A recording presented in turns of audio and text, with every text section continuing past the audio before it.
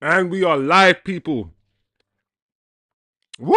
Slush puppy. Brain freeze. Oh, we are live. Literally seconds from kickoff.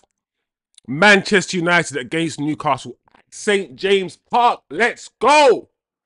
Let's go, people, and kick off. I hope everybody's having a good day, good week. We are here, people. The game has begun.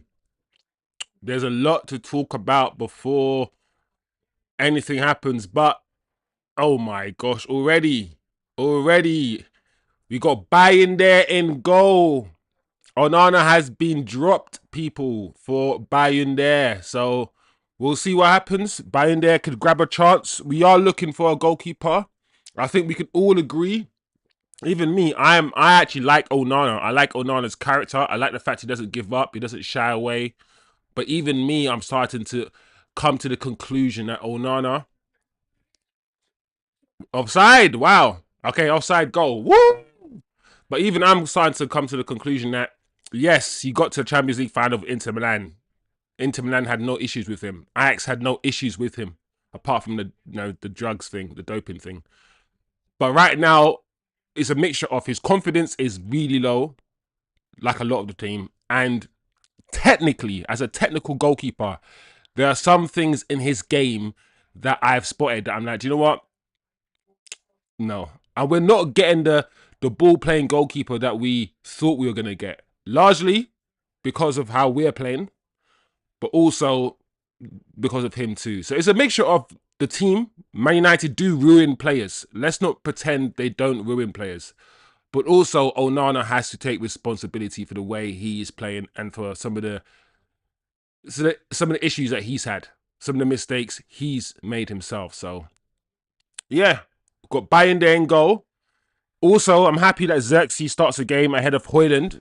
If you're gonna drop Onana for his performance, then please, all I ask is for you to be consistent. Hojlund should not be playing football right now. He shouldn't be on the pitch. And if we're gonna complain about Onana, we have to complain about the fact that Hojlund's not scoring goals, not even creating chances, not doing and offering anything. He's just as bad. As bad as Onana is in goal, Hojlund is as bad going forward. And so is Garnacho. So it's not about scapegoats. It's about just understanding that. So we got Zirkzee starting, Hojlund on the bench. We have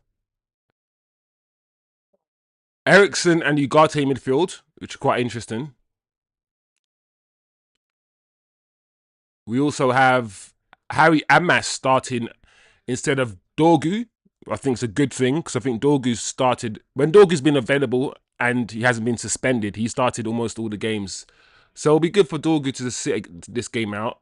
Let's see what Amas can do going forward. Lindelof at the back. I'm surprised about that. I think De Ligt is still injured. And Lenny Euro keeps his place. I think Lenny Euro was a man of the match in the previous game. He's been playing really well. And as a 19-year-old defender, because we keep forgetting this guy is 19. He's as young as the defender that we got from Arsenal, Heaven. He's the same age as Heaven.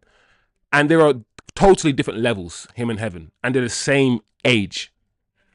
One of them is really ahead in his development, which is Lenny Euro. And they're the same age. Oh! What a shot for Murphy. Newcastle have started brightly. Newcastle have had one or two opportunities to score so far. United, we're not doing... Oh, my Lord, Zirkzee, that's not good. My issue... Zirkzee, please, Zirkzee. Wake up, man. Wake up.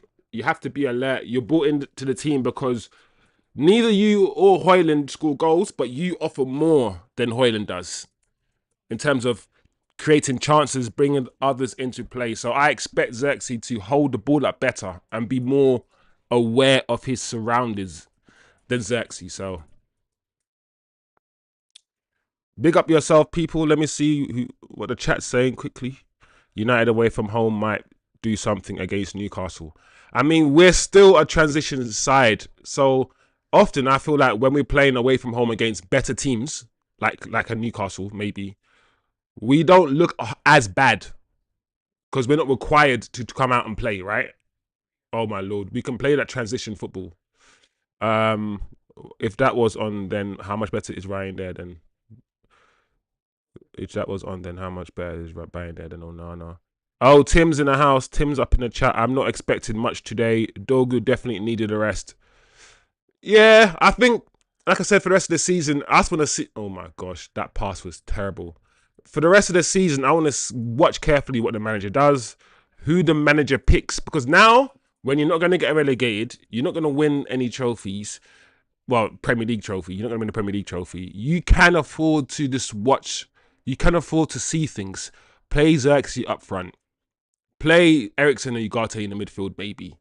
You know, let's see what the manager does. I'm always curious to find out what the manager learns from, because we can both watch football, yeah, and both come to different conclusions. Like I've always said, yeah, when I was watching football under Ten Hag, I'm curious to see what Ten Hag learns about the Premier League and what he thinks, yeah, is needed to win the Premier League. Is he going to go down the Pep Guardiola route and get technical footballers?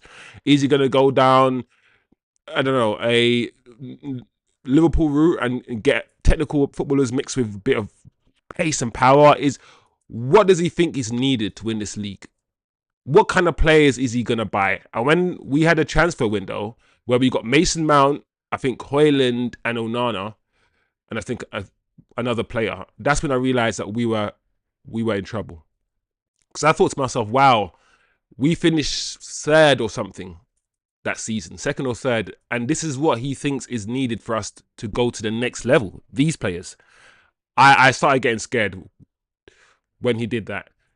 So for me, it's about trying to understand the manager's understanding. Does that make sense? I want to know what the manager understands about this league. What does he thinks we need? What kind of players are we going to go in for? That's the most important thing for me. Does the manager understand that Hojlund and all of these players are not good enough? Or in his head, does he think he can get a tune out of the players and to keep? Do you know what is this manager's understanding of this league? That's my thing right now.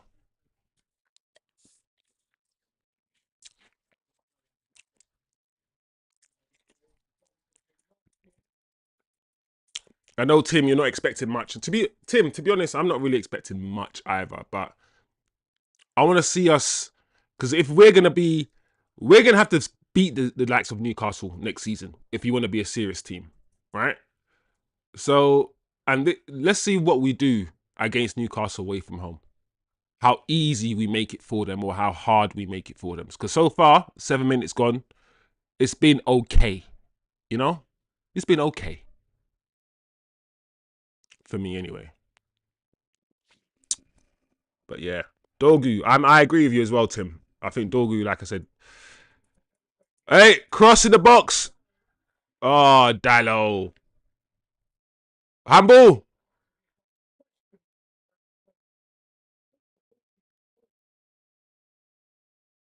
Anyway, yeah, man, big up yourself, Tim, bro. Always grateful when you pass through, man. Show some love to the channel and whatnot.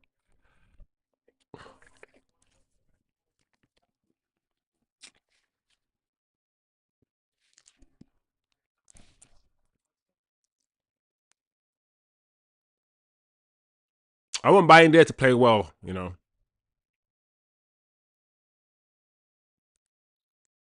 Yeah, win that free kick, Zirkzee.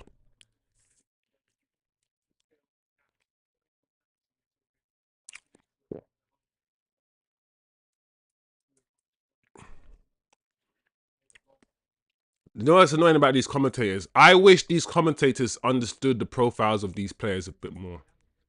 Because the way they talk about Hojlund, they talk about Hojlund like he scores loads of goals. Like, whenever we start with Zirkzee, these commentators are always like, I'm surprised we started with Zirkzee and not with Hojlund.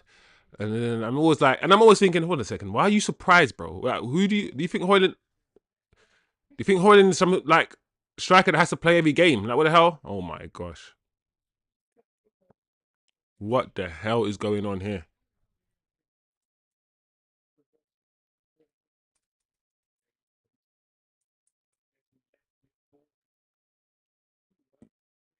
Garnacho, yeah.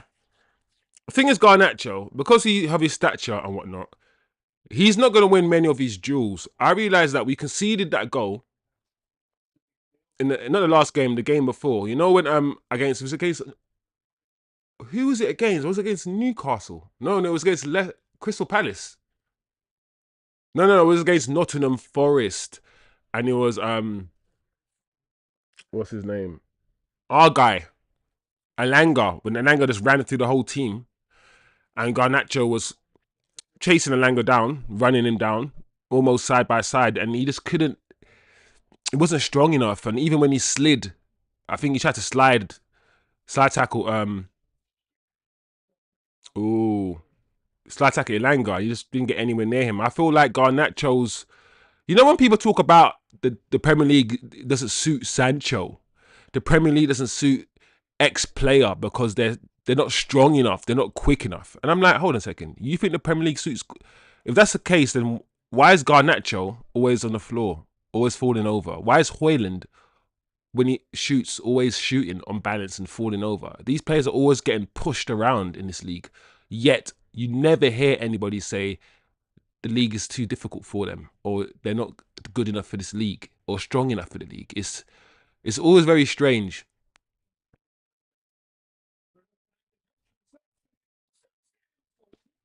What a move! Well done! That's what Zirkzee can do. What a move! That little flick, that one-touch move. Oh, bam!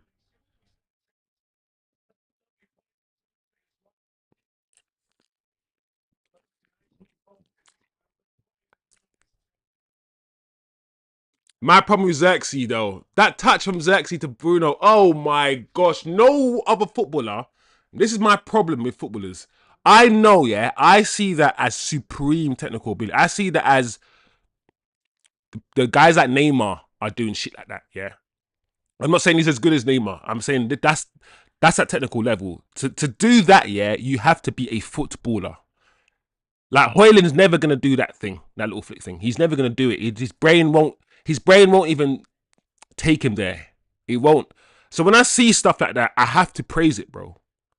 I have to acknowledge it and be like, yeah, man can ball. If you're doing that, yeah, it means you have an understanding of football that is levels. He's not a striker though. He's not a gunsman. We can all see that because when he got the ball back, yeah, rather than trying to hit it low into the corner, he just hit it as hard as he could. And the ball went in the air. A gunsman is trying to find them corners, bruv. A gunsman is trying to hit the corner. For some reason, when Zirkzee, sometimes when he's in front of goal, he doesn't act like the same football intelligence, yeah, that you could use, yeah, outside of the football pitch. It disappears when he's in front of goal for some reason.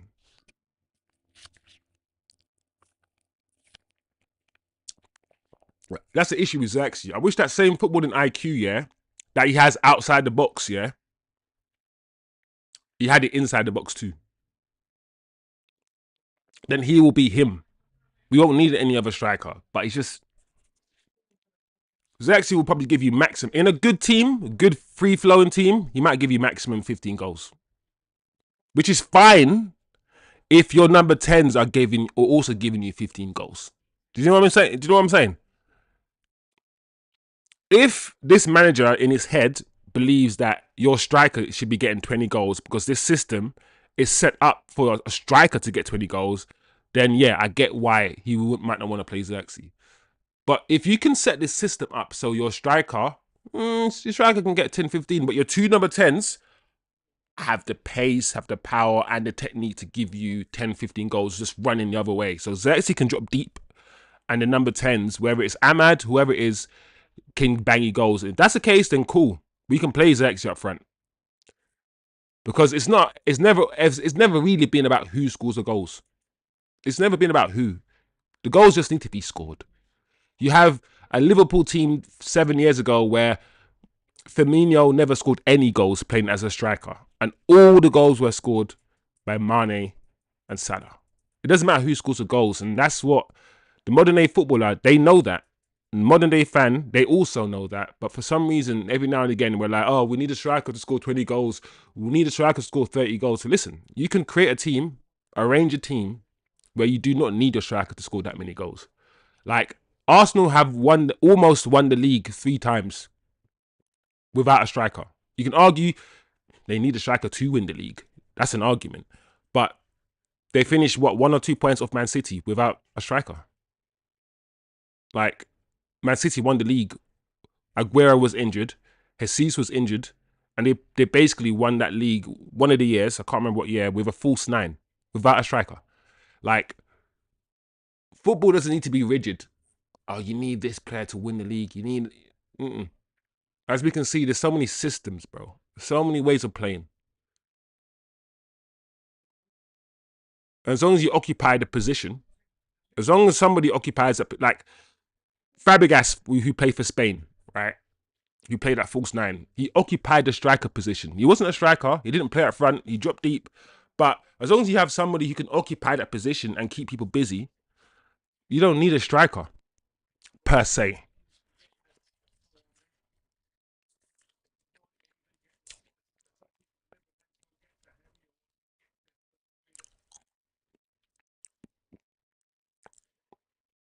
I'm not gonna lie, yeah, that is a foul by Ugarte.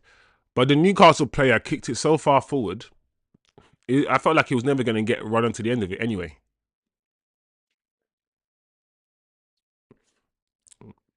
Big up yourself, Celtistic in the house. What's Celtistic saying? I really like the addition of Zirkzee and Euro into your team. They bring something fresh and they are good on the ball. I agree. Agree with that statement. I was listening to Henry speak on his time at Arsenal, and he said Wenger taught him technical empathy. He adjusted his runs and how he passed and was set to receive passes depending on each player. Yeah. It's football can be as deep, yeah, and detailed as you want it to be. Just like life. Yeah, just like anything. Life, you can live your life, yeah, not knowing anything, just knowing where your money comes from, how much you get paid, how much bills you need to, pay out. Just live your life on a basic level, not knowing anything. And then there's loads of people who just know some bare shit, like know how the money works, know how world works, know how economics works, knows what inflation, knows about poverty, knows deep stuff about society, knows the history of the world. Like there's loads of kind of people, curious people, right?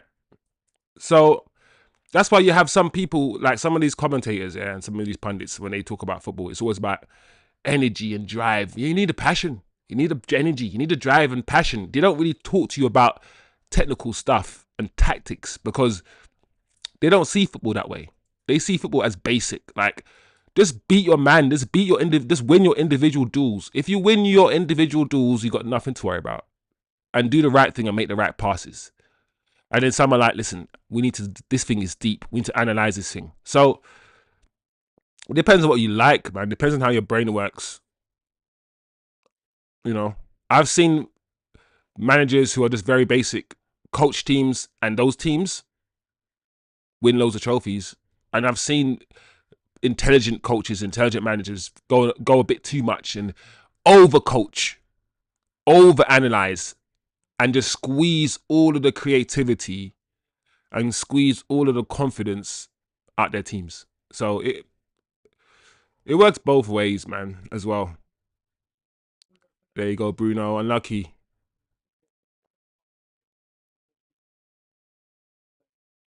18 minutes of this game that's gone. And apart from 1 or 2 long shots and that Zirkzee move, nothing of note has happened in these 19 minutes. It's a stalemate, really. Both teams seem to be cancelling each other out.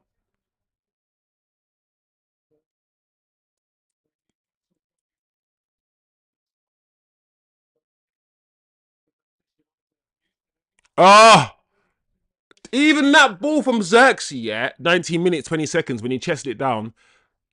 That pass, yeah, I'm thinking, how has he seen that pass? Because even that pass, I wouldn't have made it. I wouldn't have tried it. I would have chested it down and just given it horizontally or just passed it back, just kept it. The pass wasn't a success, but the fact that he saw that pass as a striker, Oh, where everyone's just slipping on this pitch, man.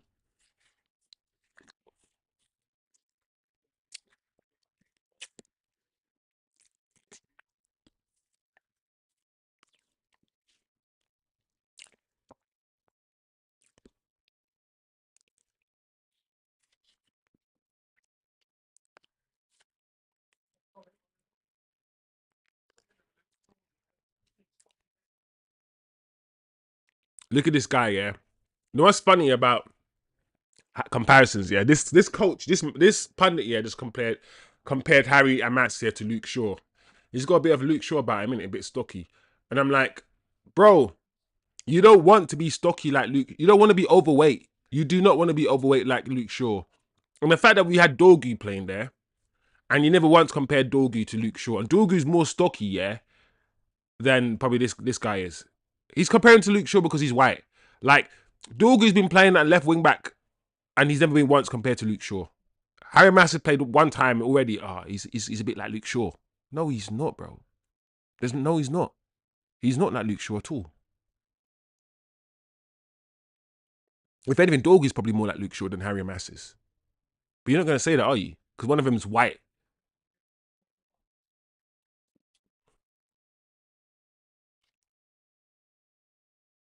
Oh, us out there. Good. See, neither team are getting the final pass right. Like Newcastle are moving the ball, but not getting the final pass right. And United, we're not even getting in Newcastle's final third at the moment.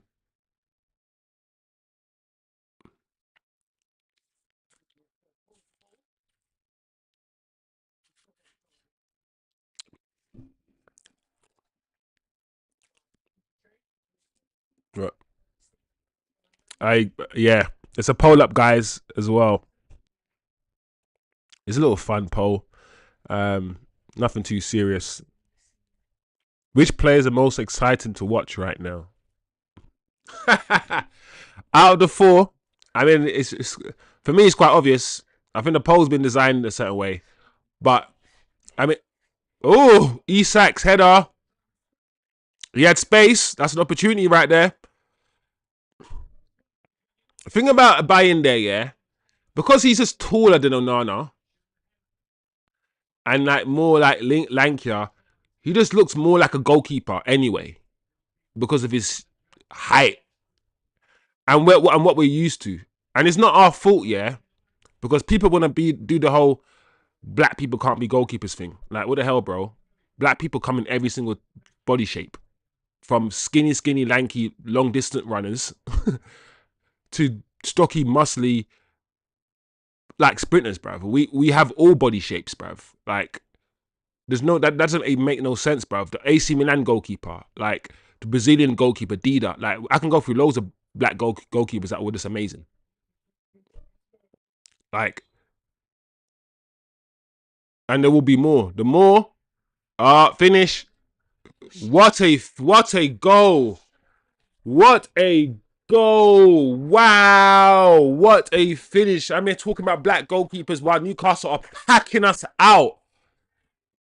What a finish! What a move! That ball, yeah, over the top, yeah, by Isak. Oh, and that finish as well, slap. Beautiful finish, man. That's how you ball, man. They carved us open nicely. Listen, I can't even be angry with that goal. Just watch this goal back again.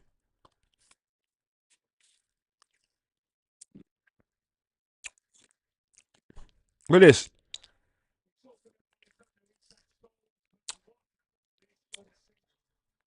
I'm not gonna lie, yeah. What was that Ugarte pass? Why did Ugarte just?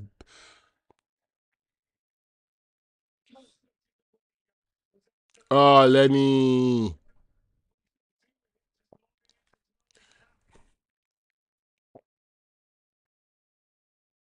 Oh, Lenny Euro.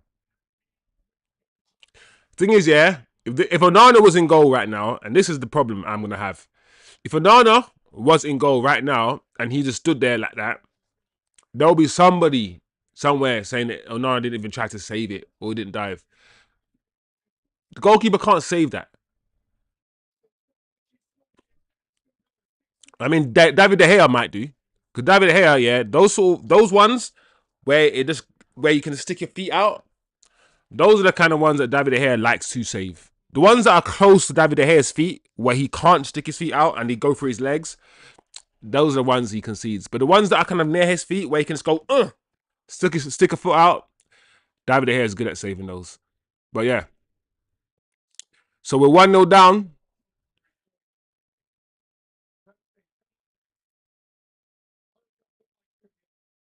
And when I saw, I'm not gonna lie, when I saw that we started with Ugarte and Ericsson, I was like, yeah, this is, I don't know, because one thing, Newcastle's midfield, they are strong, robust, and they're physical.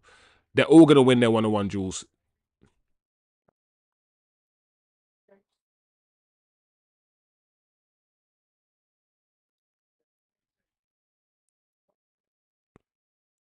Cut it back, Dallo. Just relax. Yeah.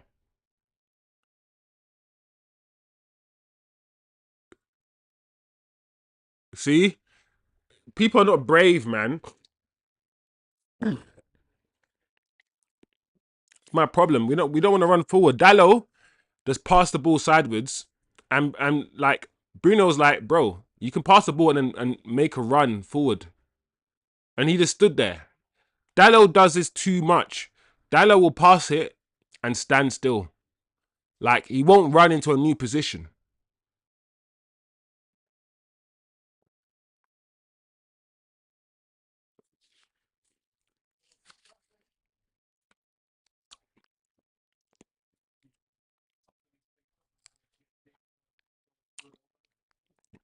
Unfortunately for us, we don't have players like Tonali and whatnot. Zirkzee can hold the ball up all he likes, yeah. He's got Garnacho and Bruno as his attacking players. And Bruno, decent footballer at times, decent midfielder, but he's not an attacking player. I mean, he's not a striker or a number 10. And he never will be.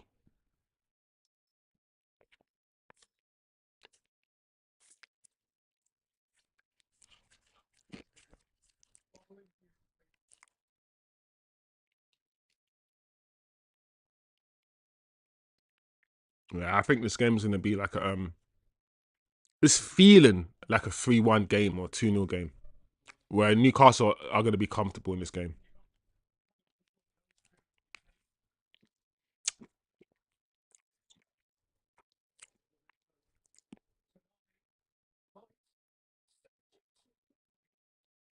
Tonali again, almost close. Almost, it looks close.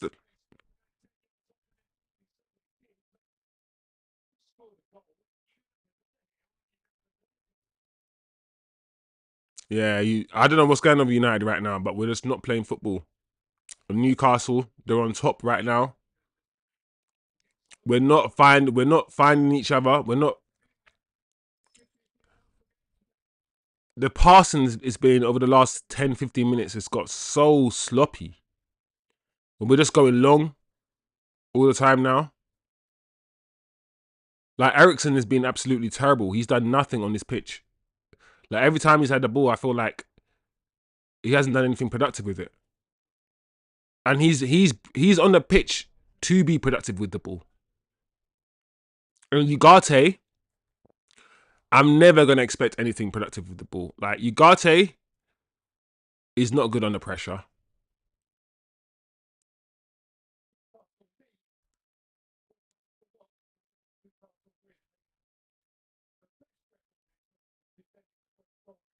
Oh, look at Garnacho can lose the ball. Yeah. As soon as the ball goes to Garnacho, I'm like, he hasn't got the football intelligence to make quick decisions with it. Like, he has to take 3 or 4 touches before he knows what he wants to do. Like, like even then,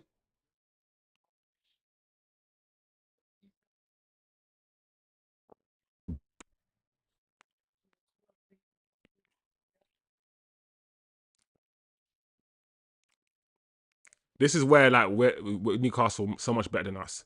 Like edge of the box, yeah, they can keep the ball. We can't. And look, in this position, yeah, we've got no outlet. We got no outlet. And the thing is, we can see Garnacho. Like Ericsson had the ball, you saw Garnacho and you chose not to pass to him. When that starts happening, when you see someone free, and you're like, do you know what? I'm not gonna pass to you because you're not gonna do anything with the ball. When you lose confidence in your own teammate, big problems.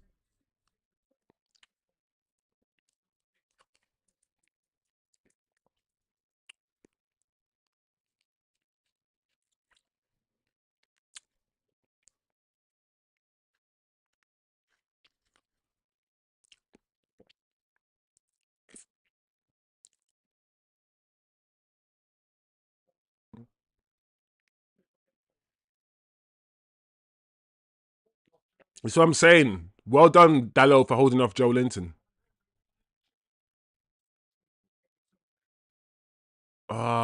See?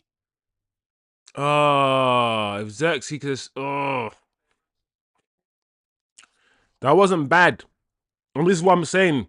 Like, even in that move, yeah, where Garnacho pulled it back, Dallo almost lost the ball. Joe Linton was right on his heels. Like, we have to be so physical. Oh, Bruno.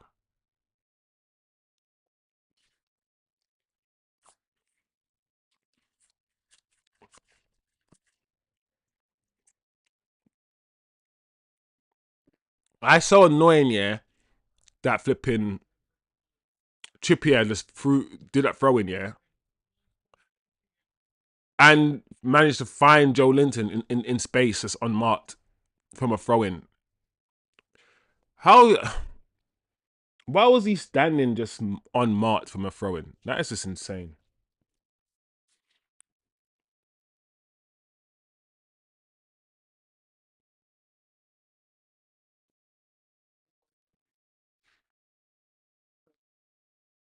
Oh,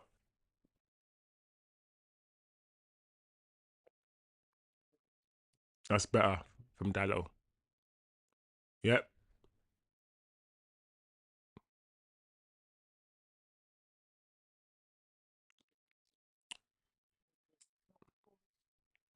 Oh, Osman in the building. Just locked in. Wow, Isak for the goal was smooth. Those form of your life type touches. Keeper no chance. Yeah, that goal. I can't even, like I said, I couldn't even complain. I saw the goal, I was like, yeah. If you like football, we don't know ones. If you like football, even if you're a Man United fan, if you like football, you gotta be like, yeah, that goal was bad. Like the control, then the flick over the top. I was like, what is he doing? I was like, who this guy thinks he is, bruv. And it was perfect. The touch was, like you said, so smooth. And then the shot, first time, bottom corner. I was like, no. Oh, oh, man. Save. That should have been 2-0. And this is what I said Newcastle are good at. Newcastle, when they have us on the edge of our box in the final third, they're moving the ball quickly. Nice, intricate, short passes. They've managed, yeah, because they're not playing counter-attacking football like we are. They're playing, possession football.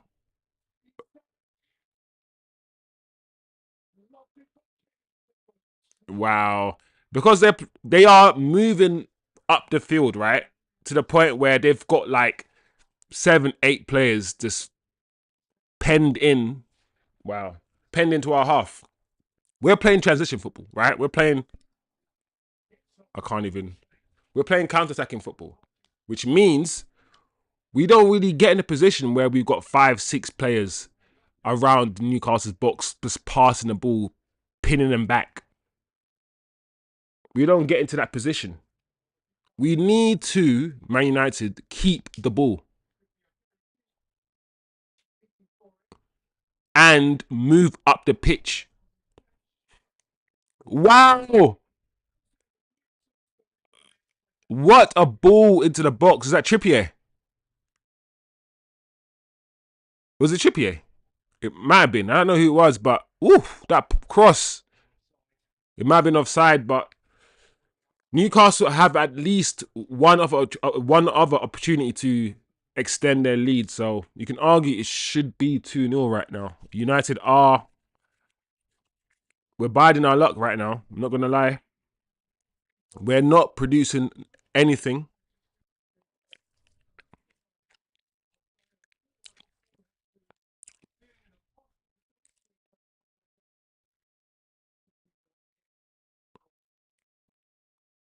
Like, what is wrong with the way we're playing football today? Like, you got ugarte this miscontrolling the ball. Like, the technical ability, yeah, of like some of our players, man, it's so low. You got ugarte, he's not passing to anybody.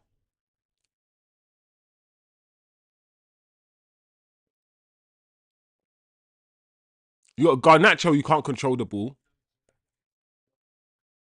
Like, it's so easy for Newcastle right now. It's getting worse. Because I'm waiting for United to just step the game up. But it's so easy. So easy. Like, look at us. We're panicking. Move. Pass the ball.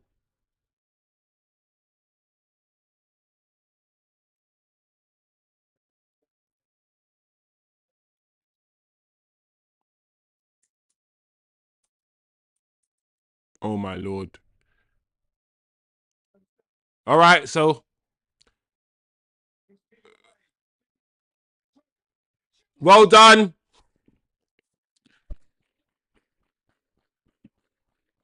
I'm not gonna lie. I didn't even know. I hate the fact that Garnacho plays shit for like a months and months, scores a goal, and then does a little celebration like he's a baller. Ah, I wish he just scores, yeah, and went and did this. Come on, everybody, let's go back. And did a little humble thing. But I'm not gonna lie. That goal, yeah, I didn't even notice he shot. I thought that was a touch. A heavy touch that went in. I'm like, hold on a second. This once again, Dallo bursting through. Is he offside? He's onside, good. And then touch.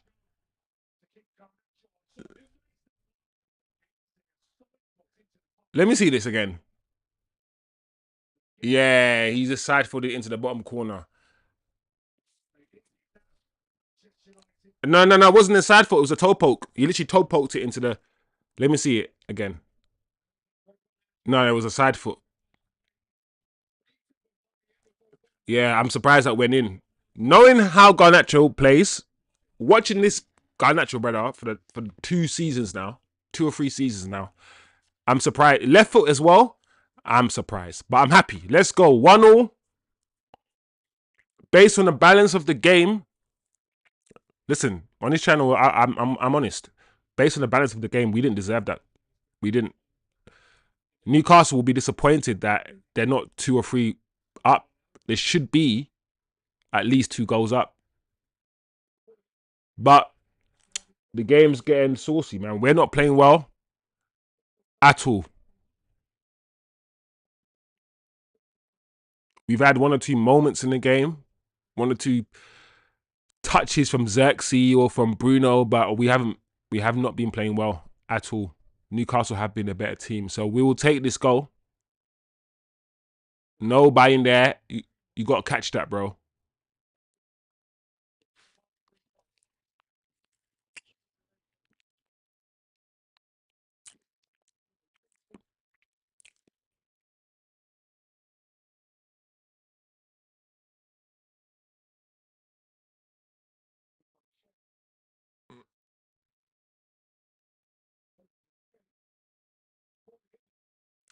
Wow.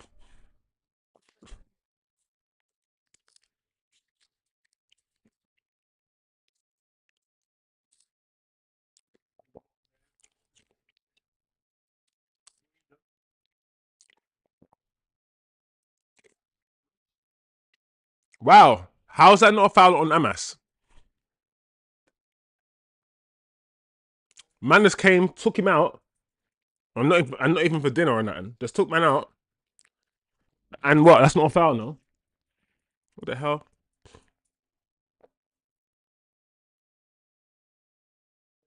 Very tidy finish Is it a decision-making problem for Garnacho? Dalot made his mind up for him with pass. Garnacho takes it early and catches the centre-back and goalkeeper off guard. Yeah, 100%, yeah. It's a...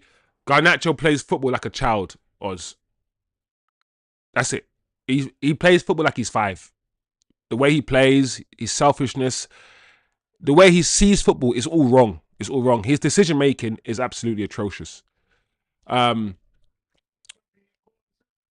his general technical ability is not that great. He's not someone who's going to pluck the ball out of the air with a first touch. He's not someone who has a deft first touch like a Sancho or even a Saka. He's not a baller like that. He is a footballer more in the mold, yeah, of like a Dan James. You know, that sort of winger that are just the Saint Maximums. The wingers are inconsistent, that are just have really bad decision making, that have really bad first touches every now and again, that you can't rely on, that have no patterns of play. Like, I prefer the wingers, yeah, where you kind of know what to expect from them. Like the Sanchos and Sakas, where you know that they're going to drift in and then shoot. Like, do you know what I'm saying? Garnacho is just scatty, man. He plays football, yeah, like he doesn't have a picture of the game in his head. You know, some people play football like they know what's going on. Like Zirkzee, when he plays football, he kind of figure out he knows what's going on. He lays the ball off to certain people, like Bruno. He has a picture of the game in his head. All these players, but Garnacho, he's definitely just give him the ball in the final third, and I might make something happen. But I don't want to get involved in the rest of the game because I don't understand it. That's the kind of footballer he is, and I hope I've painted a picture of Garnacho. So he will do well for another team that likes that sort of player. I don't like that kind of player. Oh, what the hell's going on there? But that being said, Garnacho, yeah, he has a place. I feel like Garnacho is a sort of footballer you bring on, yeah, in the last 15 minutes, bro. Because of the way he plays so inconsistent, you don't know what he's going to do and how he runs. He will cause an issue, yeah, for a defender for about 10, 15 minutes here before they work out his game. So he did well for United, yeah, when he was brought on as a sub for the last 15 minutes of games, and people just...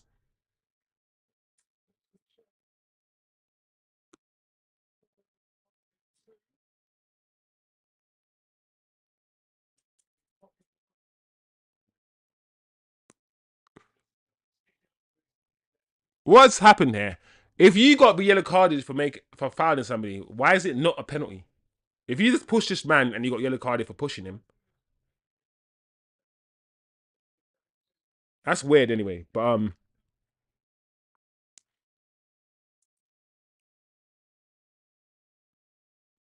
right, cool. Set piece. Oh,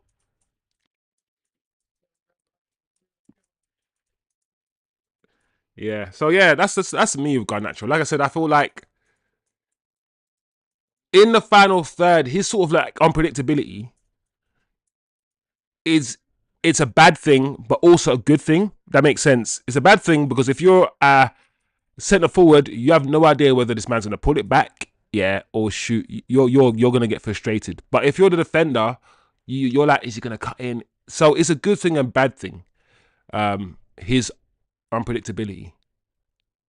That's the word, right? Yeah, unpredictability.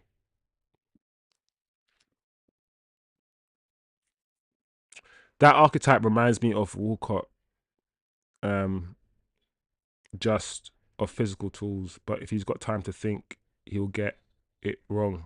Give it to him with just one option, he can hurt you. Yeah. That's a good way. That's another way to put it. Walcott was a bit like that as well, wasn't he? If anything, those I wouldn't. Ooh, I wouldn't put him fully in that mode, but yeah, he has those sort of traits. Um, when you describe the way you describe those traits, yeah, I'm not gonna lie, yeah, that also sounds like Rashford. That sounds like Rashford. Rashford is the sort of player that if you give him time to think, sometimes he might not make the right decision, and sometimes The off the cuff stuff, yeah, when he's just freestyling and when he's that's better for Rashford.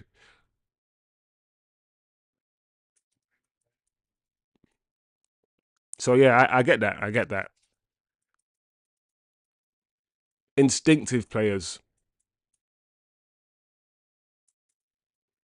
Because right now, especially after scoring that goal, I feel like he's gonna start feeding himself Garnacho, and I hope he doesn't start just shooting all the time because that's the lack of IQ. Like rather than assessing every single situation and treating every single situation as different to the previous situation. I.e., in this situation, I can't shoot because there's no possibility for me to score.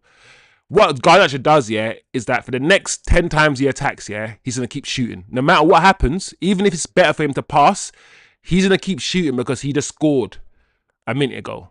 Do you know what I'm saying? He's childish. That's not how you play football. But that's how he plays football. Anyway,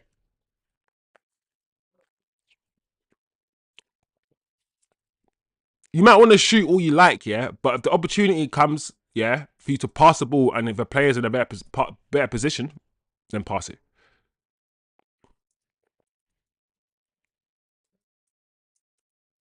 Your desire to want to score or your desire to shoot, yeah, should not come, yeah, before the you actually exercising the best option. Because your best option might not be to shoot. The best option actually might just be to pass, but you've already locked in. You've locked in that you're going to shoot. And therefore, you won't change your mind last second if a better pass appears because you're going to shoot. That's how I feel like Garnacho plays. Oh,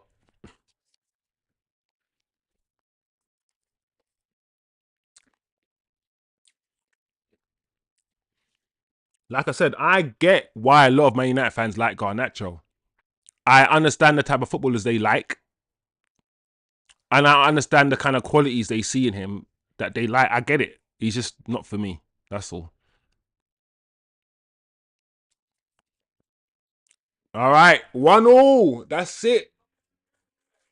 First half finish. Definitely not one of those halves of football that was littered with great footballing moments.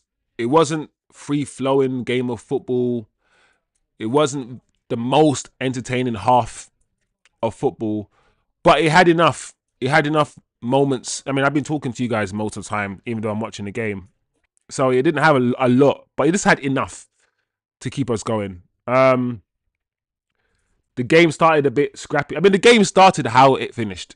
First 5-10 minutes, scrappy. Then Newcastle started getting into the game. Zirkzee obviously Bruno created an opportunity, that little chance. The goalkeeper saved it. Then Newcastle scored. Great goal. Great goal. I can't say anything more.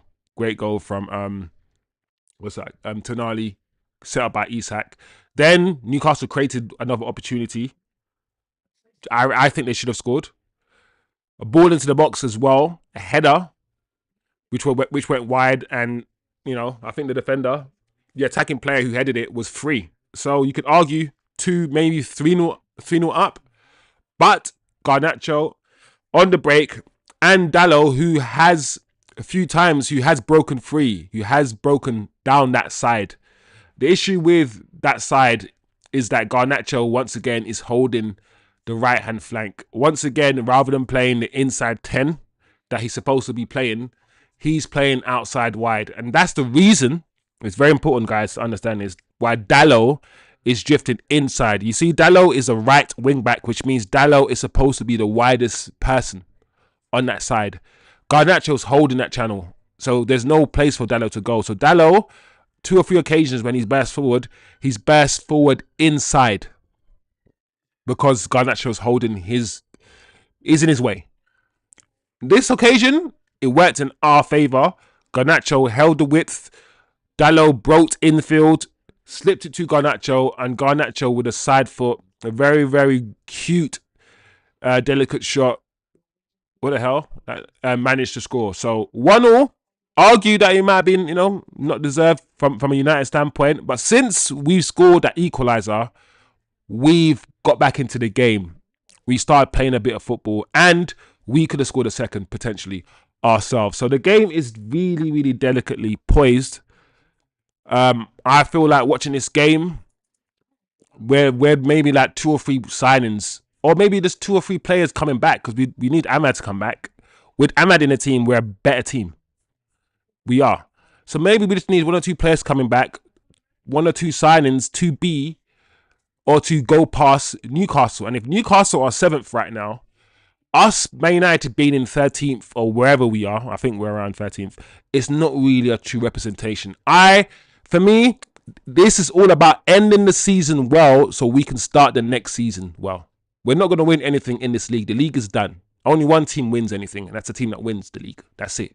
There's no prizes for second place. So the few games left, there's nothing to play for apart from performance. You have to now, the manager has to start seeing something. He has to start seeing something from these players so we can end the season well and start the next season well once we get our players in. That's what I'm looking for. Anyway, guys, I actually liked Walcott. I liked Theo Walcott.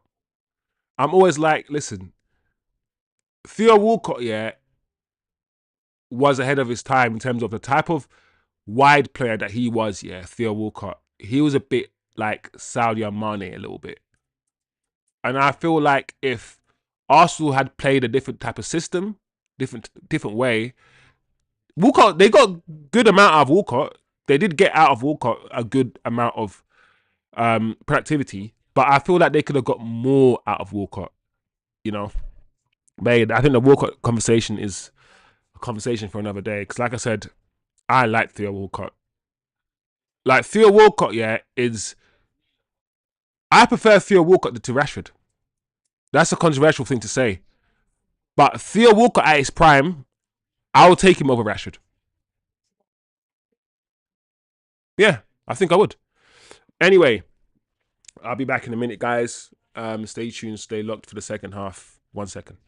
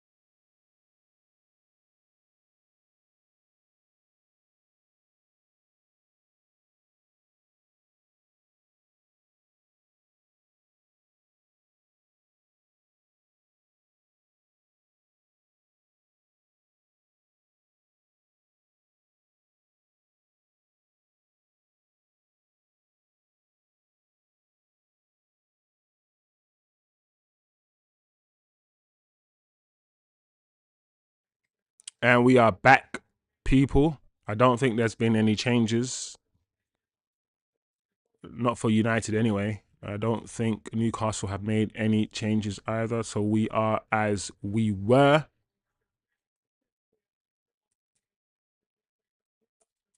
And kickoff has started.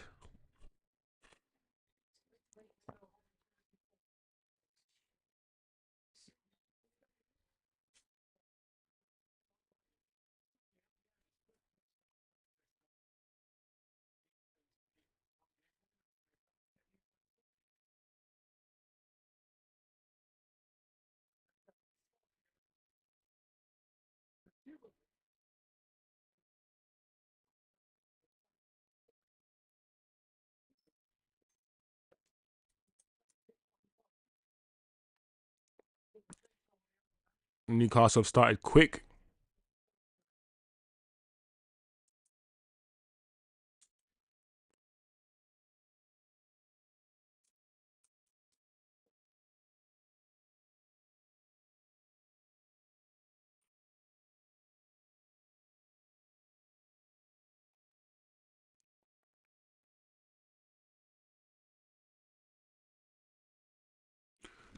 Hmm.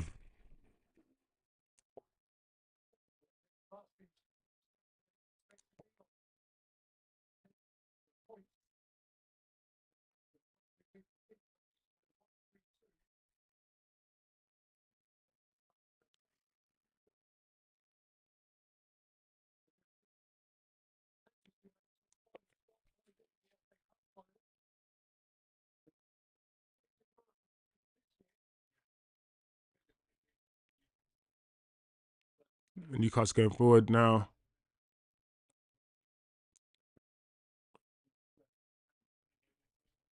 Yay. Go, Zirkzee. Go. Go.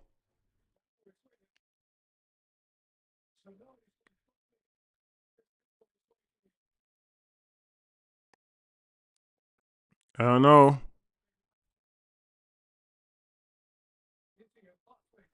Oh, man.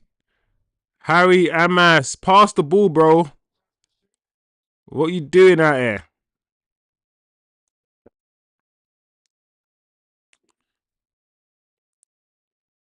I mean,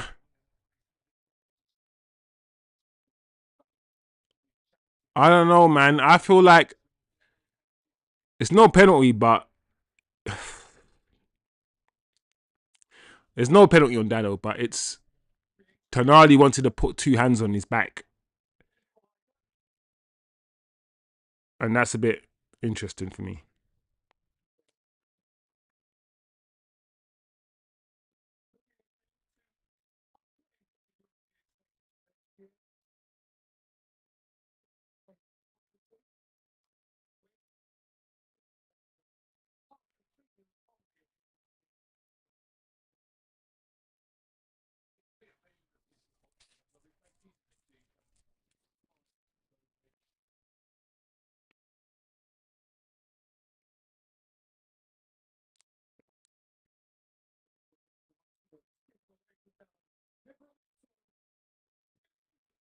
So easy.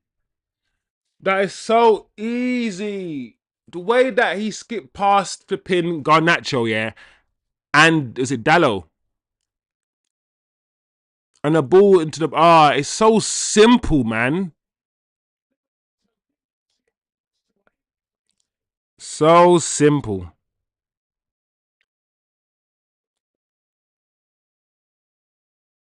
I can't even analyze that goal. It's just individual error. It's just a cross into the box, a pull back, and then a goal. It's just like,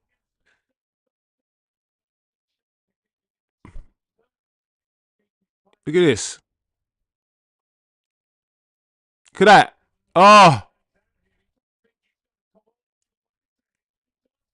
I'm not gonna lie, yeah. That's twice now, yeah. Lenny Euro's not ready. It's twice now, yeah, that the first goal, and it's hard to blame Lenny Euro, but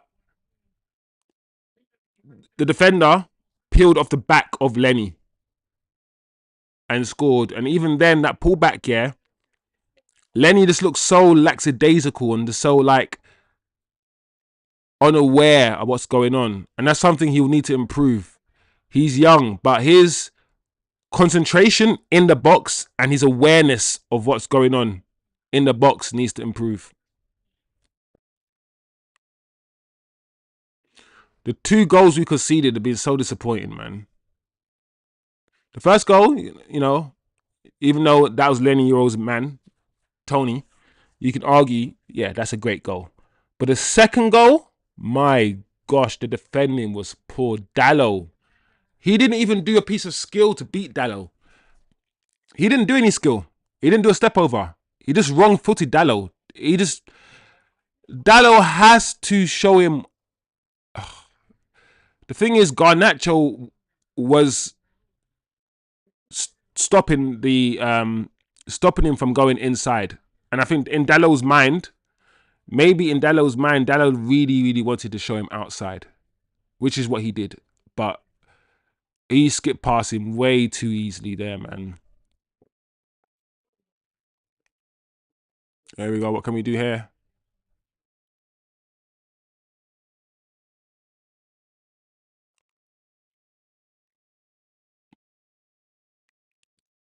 But we're not out of this match.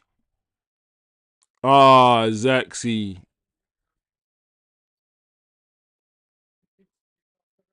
Oh, Zirkzee, you got to do better than that, bro. When the ball gets to you,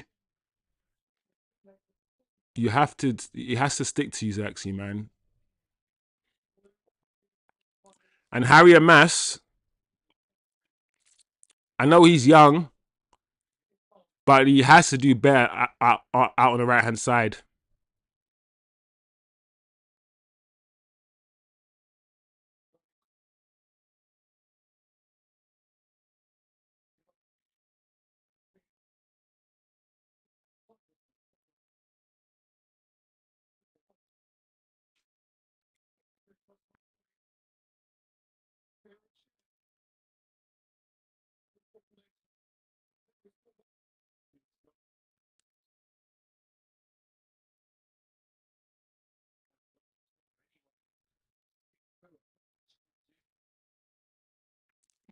No, Zirkzee. No, no, Joshua. Oh, that's the worst thing you want to see. Oh, a man who's just running and just stops running. No one touches him. He just runs and then stops running. That means you're injured, bro. It means you're not gonna be playing football for a while as well. Kind of injured. Like no one's touched you, and you just and your body decided to be like, no, just shut down.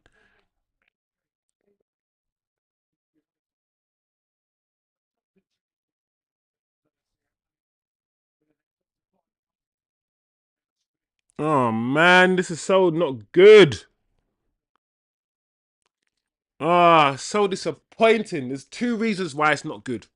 One, it means that he's injured, and we need players. We don't have strikers. We have 2, and we need both of them because if one of them is not playing well, at least we can just take the other one off and put the other. We have that. We have the ability to do that. Like Zirkzee now is injured, which means we have to start hojlund, and he has to play 90 minutes for the rest of the season now. That is the biggest thing. That is a conclusion. The conclusion is hojlund, the wrong player, is injured.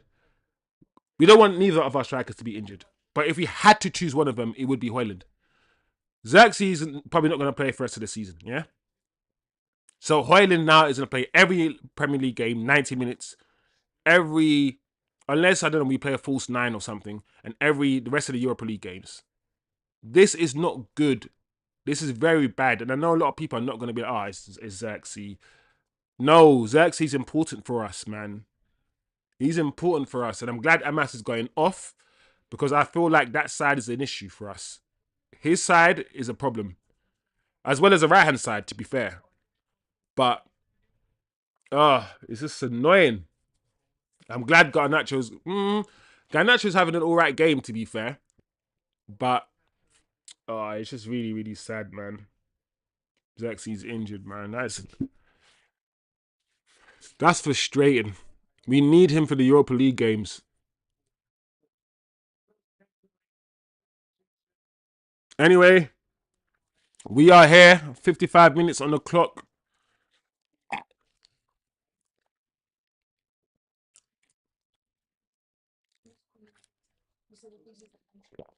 Hmm? Yeah.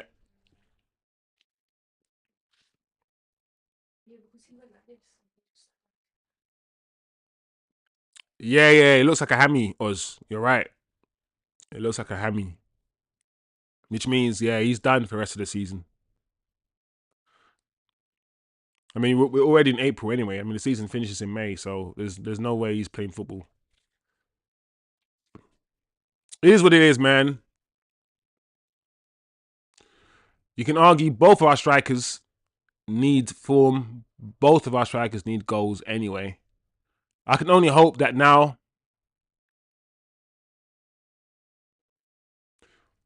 Hojlund finds some form, man.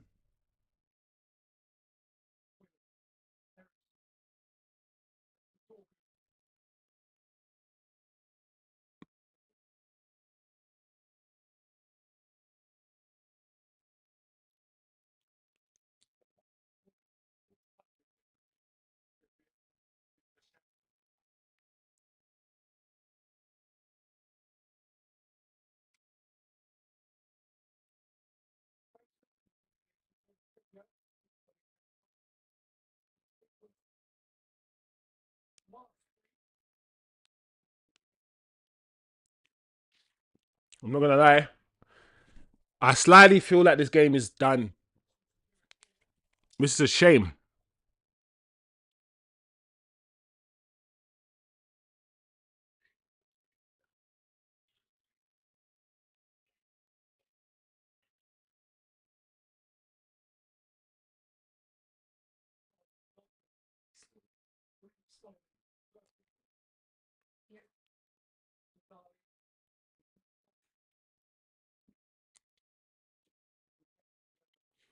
Yeah, yeah, this game's done. It's a, and what did I say? I said it was about 2-1, 3-1 game. I still feel like it's gonna be 3-1.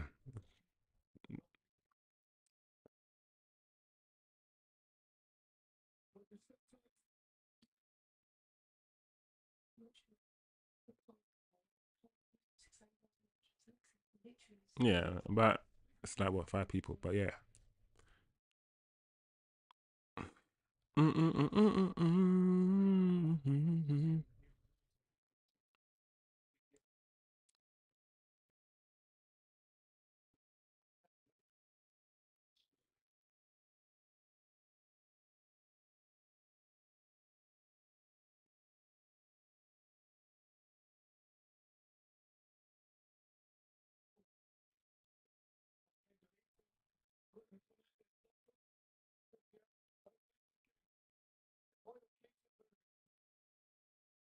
Oh,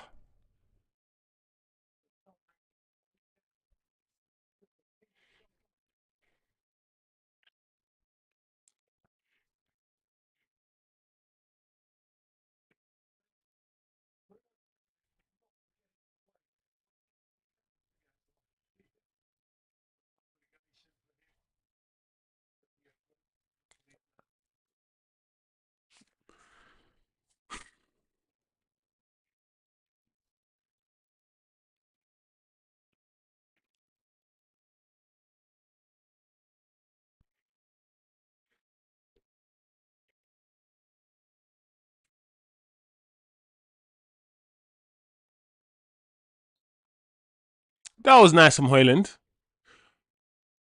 So far, Hoyland's come on the pitch and one or two touches, his hold up play has been okay. Listen, you gotta give credit, man. I diss this man's first touch. I diss his hold up play. So if I see good things, I'm gonna say give him credit.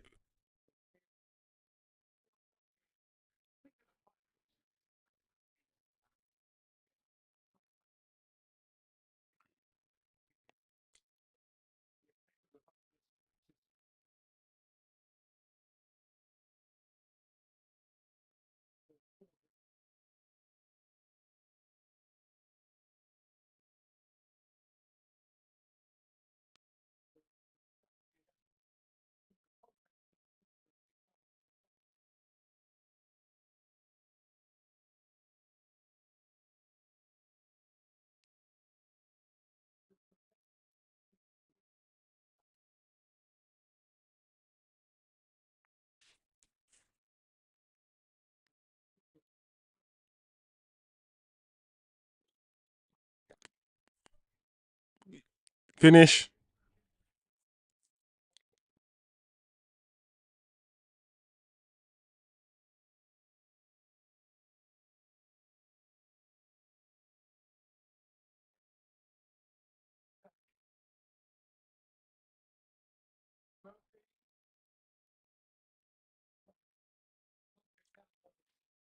Dan Burn needs to be doing like Dan Burn is getting himself in nice positions, to finish us off, to finish United off, and he's just letting us off the hook.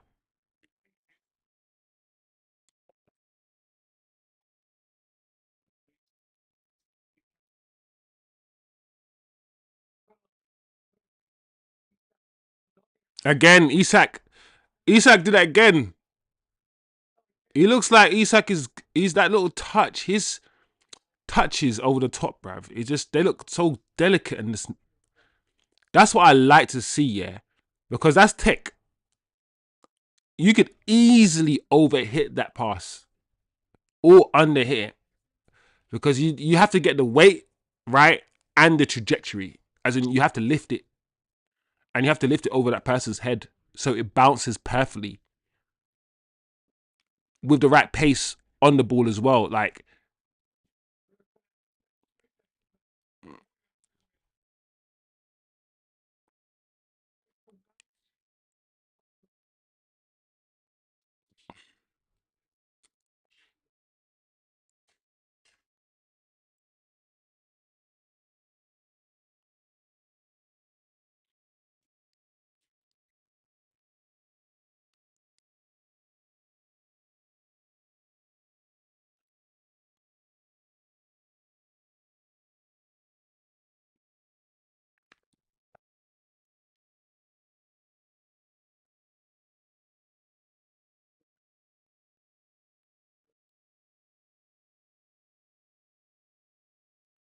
that's better. Let's see if we can pin Newcastle back.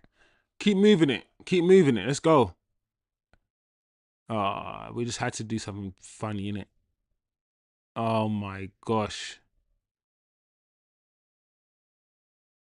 Is that ugarte? Oh,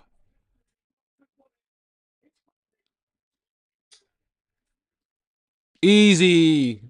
Game, set, and match. 3-1. Who was it that slipped? Mazraoui slipped. Everyone kept slipping today, man. He wasn't the only one that's been slipping. I've noticed a few United players have been slipping today, but yeah, Harvey Barnes just ran through the heart of United and smashed it into the top corner.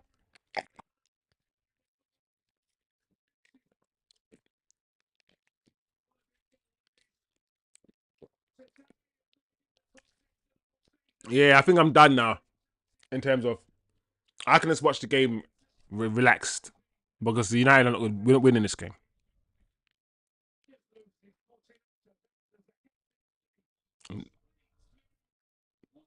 This is not a good.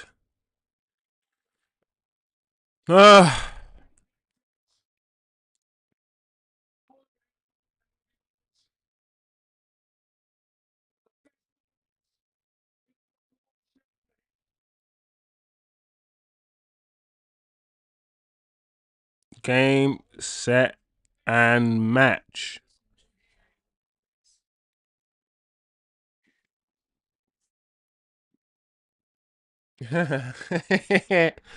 Oh no, I've got some Geordie fans taking the mick in the chat. Listen, you guys, I'm not a hater, man.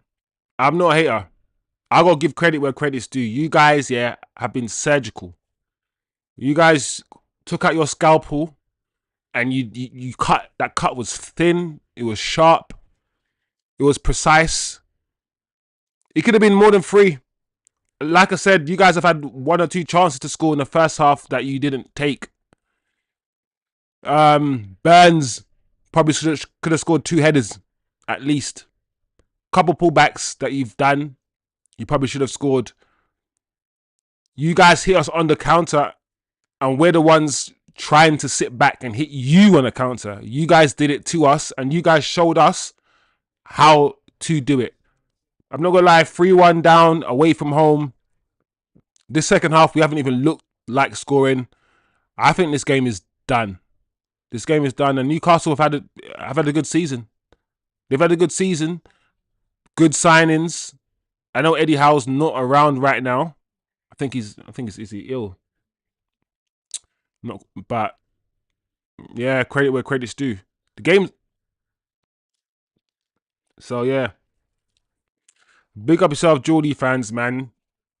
United, we have a lot of work to do. A lot of work to do. Look at Shearer and Nicky Butt looking the same. And then you got like my man, what's his name? Is it Ginola? Ginola with his full head of hair, all looking like Father Christmas. You got David Ginola looking like flipping Father Christmas with his full head of hair, and you got he's probably older. He's probably older than the guys on his right. That all bald, looking the same, looking like flipping Tintin.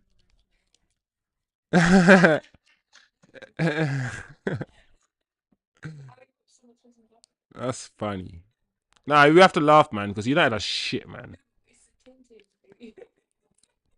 The thing is, they don't even look like Tintin because Tintin's got some random quiff. Yeah, One Punch Man.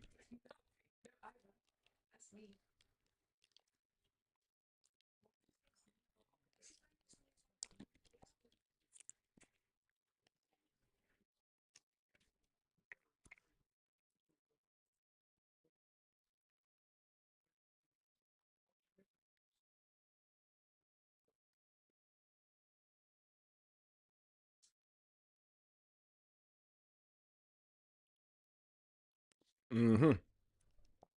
We wish you a Merry Christmas. United, United, the shit. We're the shittest in the world. Whether it's hojlund or Zirkzee, it doesn't matter. They both hurt me. Man United, we're the shittest in the world. Man United, we're so shit. Oh my lord. Yes, yes, go hojlund! Ah! He just fell down and couldn't take the ball. Like he just ran and couldn't take the ball with him. I'm like, hojlund always looks like, yeah, he should be a lot stronger, yeah, than he is. He's like 6'2", 6'3". Like he looks wide, he looks broad. He looks like he should be muscling guys out the way. Isak, bruv. Isak just takes the piss, bruv.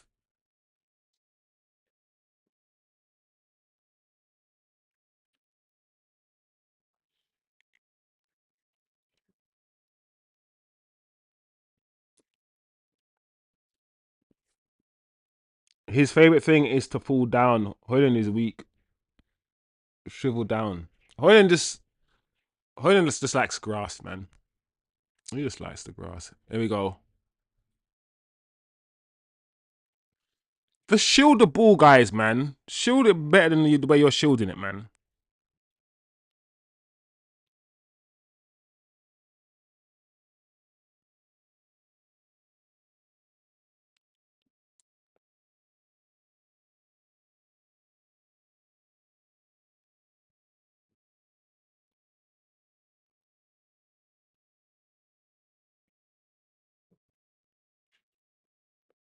Hmm.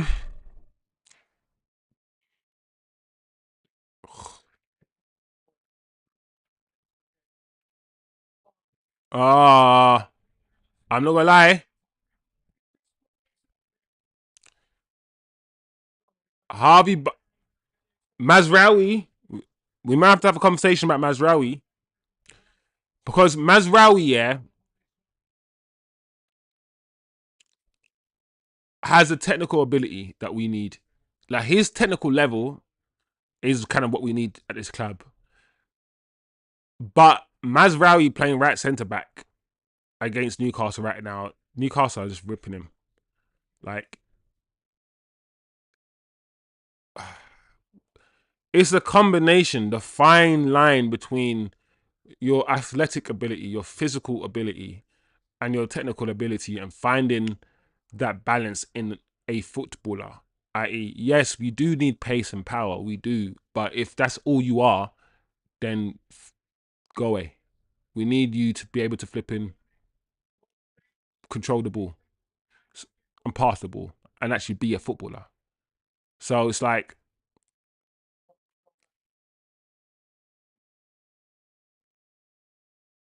stuff like that. Yeah, look at the way um, they're shielding the ball from Dorgu. None of our players, yeah, shield the ball that way, or can shield the ball like that. I've always said we don't shield the ball well, man. Are some of our players?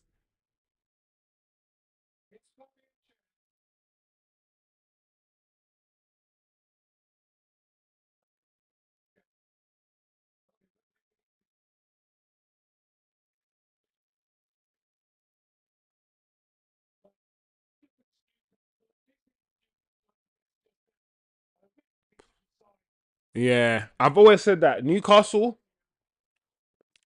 more than anything, they've got the physicality on point. In order to beat the Newcastle side, if you try to go toe to toe with them physically, you might not win that battle. Because, like I said, the Tonales, the Brunos, their Bruno, the Joe Lintons, these guys, yeah, you're not gonna like. They're not gonna allow you to run past them easily. Then the physical thing, yeah, you might not win. So you just have to be techie, and we're not techie. We're not a techie football team at all, Man United. Physically,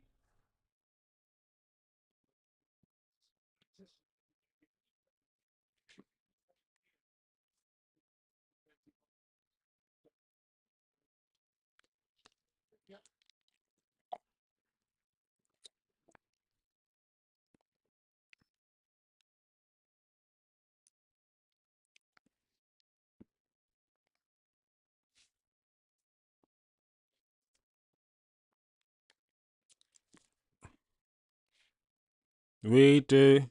We love United. United, we love you.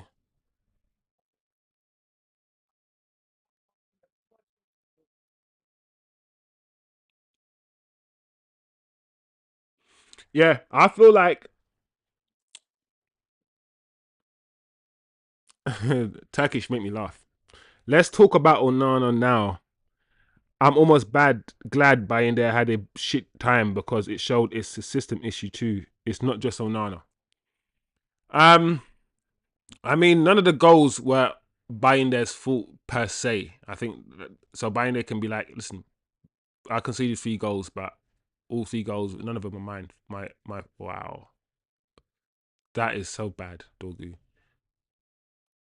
But yeah, in a way, the fact that this is a change in goalkeeper after Onana's mishaps, and we still conceded 3 goals.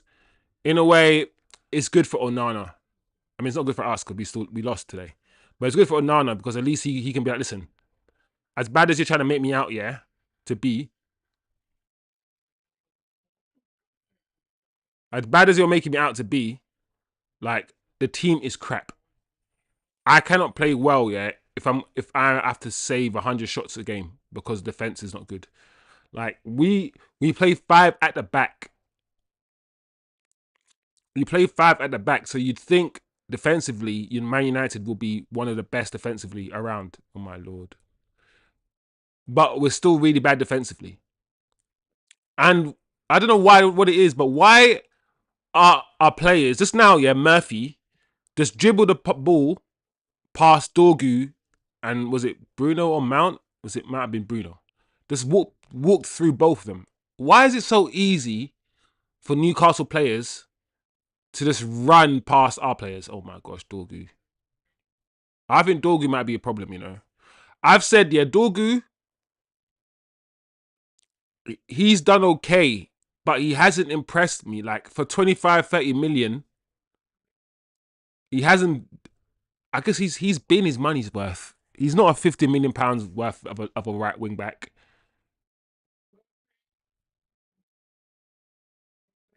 Oh my gosh.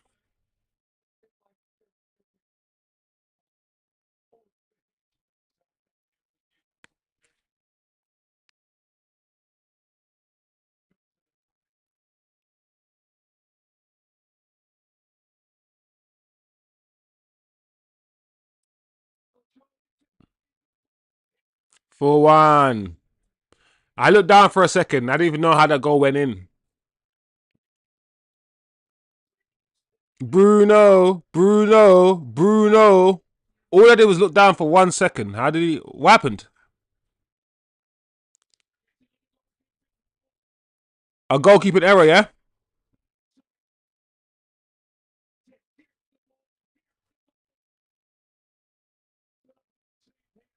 The thing about goalkeeping errors and goalkeepers, a goalkeeper sometimes is as bad as the team, is as bad as it. Because goalkeeping, a lot of the times, is about confidence. Because it's about reaction time, right? Which is not something objective. Like, it's about, especially when you're trying to pass the ball and play it from the back, it's about options as well. It's so many things, man.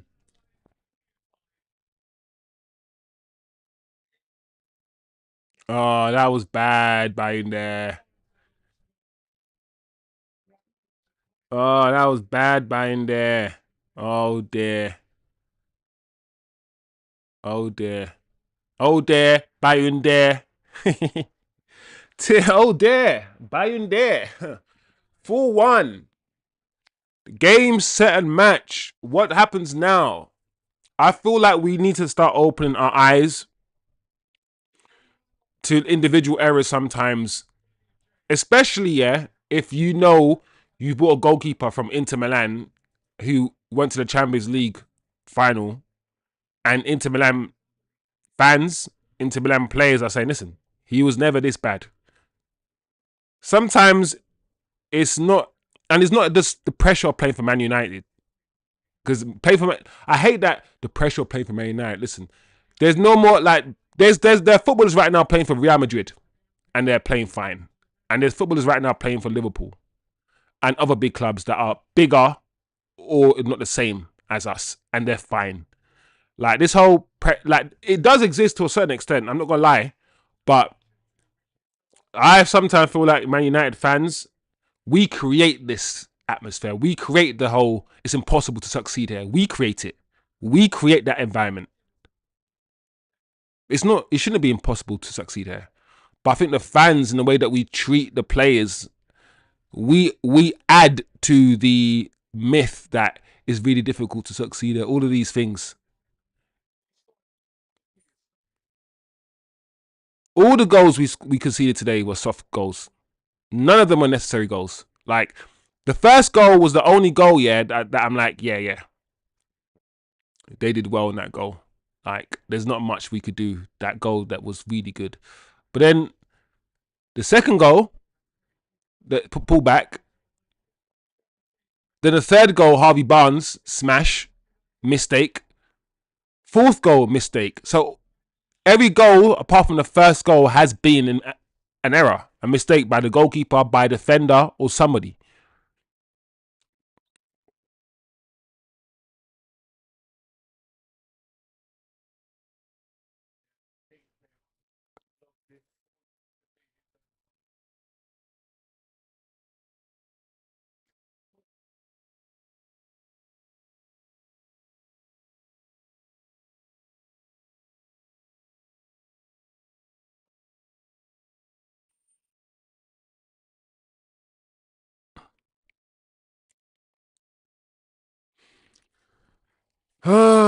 If you can't handle the pressure, you shouldn't be playing for Man United. That's what Tim says. If you can't handle the pressure, you should not be playing for this great club.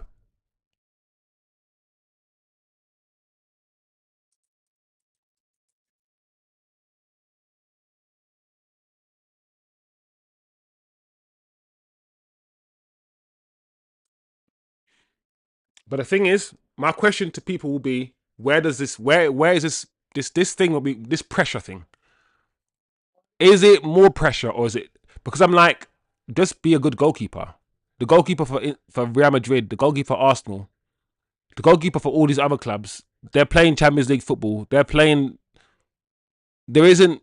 Where is the pressure that you're talking about? The media scrutiny and all of these other things, which is exasperated by the fans. That's what I'm trying to say. It's like I'm just getting us to try to question this pressure or think about where this pressure comes from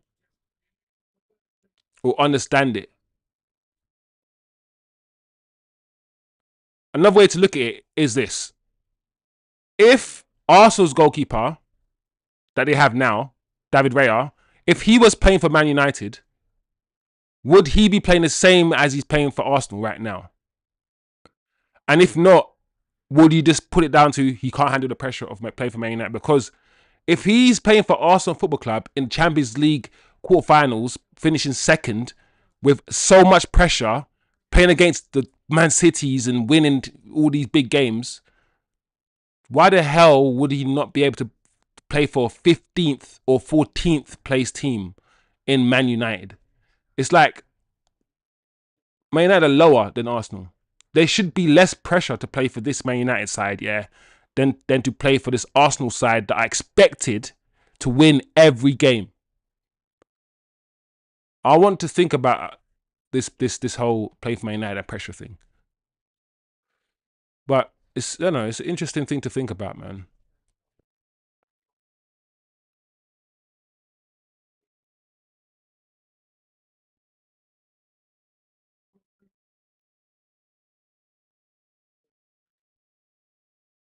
Of course, systems are important. A goalkeeper has to be confident in what's around him. I remember when David Raya first came to Arsenal, he was making hella mistakes. In his first 6 months, first season even, he wasn't that great. And now he looks like a good goalkeeper. He knows where his defenders are. He knows how Arsenal play. He's used to how they play. There's consistency. And he's a good shot stopper. And he can, he's genuinely a decent goalkeeper, David Raya. I still wouldn't put him as a great goalkeeper. But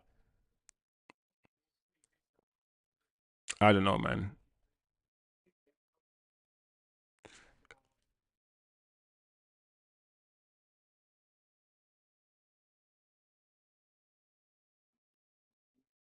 We definitely need a goalkeeper. I think we can all agree that we need a goalkeeper.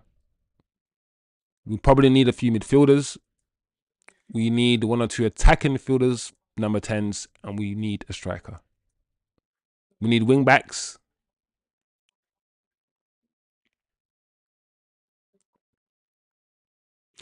I don't mind Ugarte, but the more I think about the fact that he cost us 60 million, and Ugarte's strength for me is running and tackling. That's his strength, which many players can do that. Like, he's not a good progressor of the football. And that's what you really need in that position. So, United, we need work, man. We need work. Like 4-1, to be beaten 4-1 is not a good look.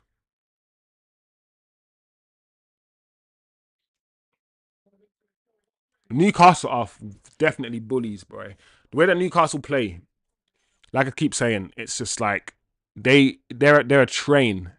They're almost like the old Liverpool. The old Liverpool, when they used to just run you over and just batter you, just punch you in your face 100 times. Like, that's how Newcastle are looking like now.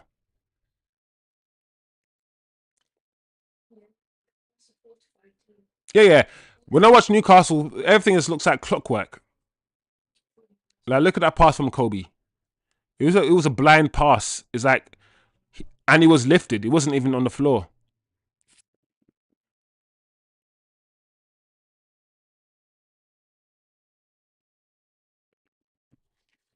was Tim saying. But I do have a little bit of sympathy. Pressure is worse when you're low on confidence. Yeah, yeah.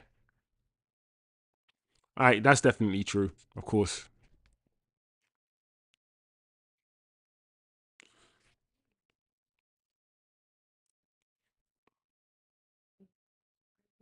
But what's what said?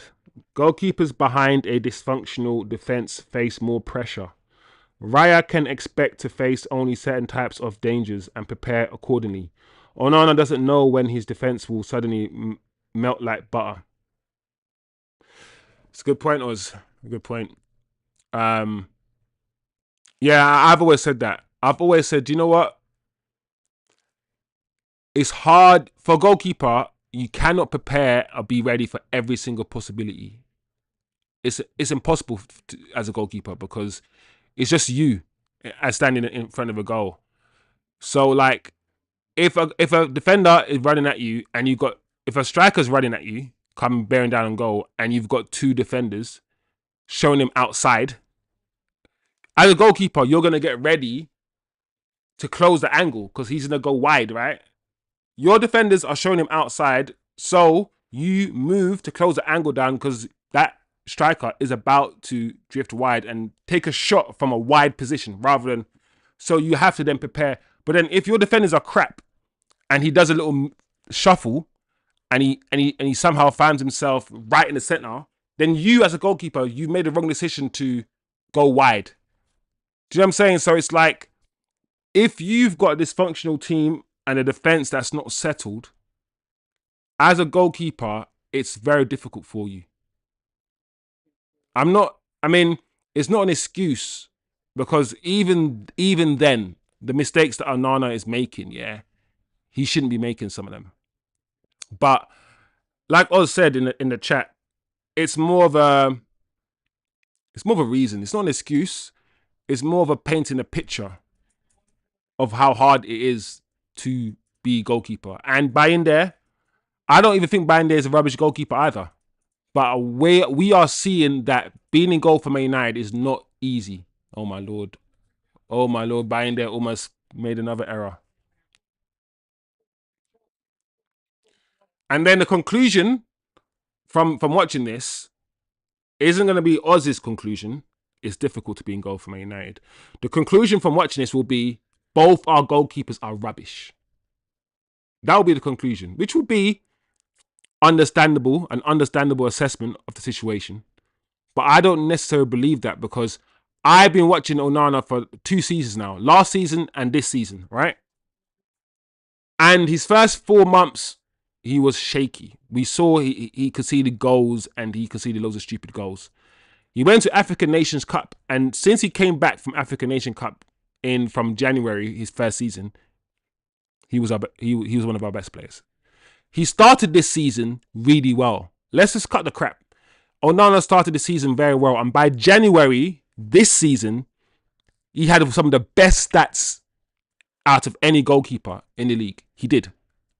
However, from January this season, from then, he's had rock. I mean, he saved a penalty as well, and he saved us in games to the point where people were like, "Oh my lord, Onana saved us. Onana's played well." For some reason, I don't know why. Since then, he's played crap. Since then, he has not really had a great game. He's been making errors here or there, and he's gone back into some sort of low confidence Onana that we saw a few times last season.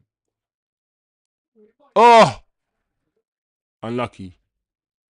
Which makes me think, yeah, Onana's issue is, yes, it is technical, i.e., the way he dives and the way he saves and all of these things.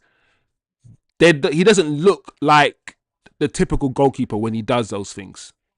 So some of his issues is a technical thing. However, we can also see that it's a confidence thing too, because he wasn't this bad at Inter Milan. And at Inter Milan, he was winning championships and going to Champions League finals. So I'm not in this belief that to be a goalkeeper, you have to look a certain way and be a certain way. Because I've said many times on this channel, especially when people try to do the black goalkeeper thing. Because black people have different body shapes. We have tall, lanky, skinny marathon runners, and we have bulky sprinters. We life started in Africa, so black people cover every spectrum of humans. From the tall, skinny, lanky, flexible, to the big, bulky, to the fat, to the short, everything. You can find it in black people. So the idea that black people don't make good goalkeepers is let's get that out, because I hate that crap. Yeah. However, at the same time, Onana, we know that Fabian Barthez exists as a goalkeeper, who's like 5 foot and stocky. We know that Peter Schmeichel was quite big. He didn't save like David De Gea and Edwin van der Sar. Edwin van der Sar and David De Gea are like 6'5" lanky machines.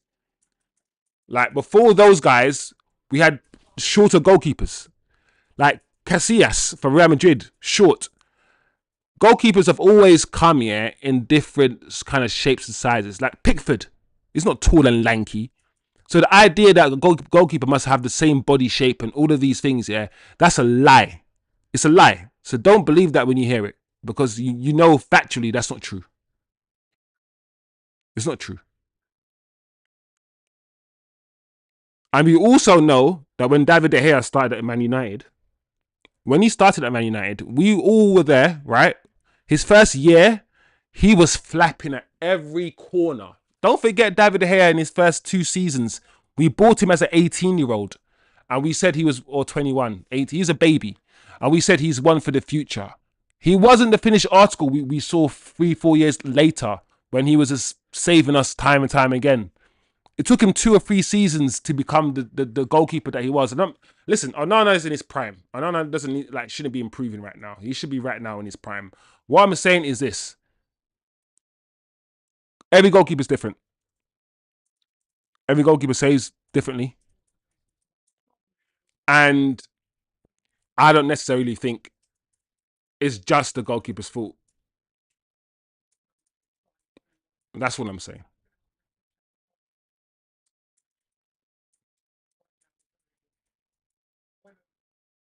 Can we score? Give it, Hojlund, give it! Oh, what's he doing? Surely you got to give it to Luke Shaw.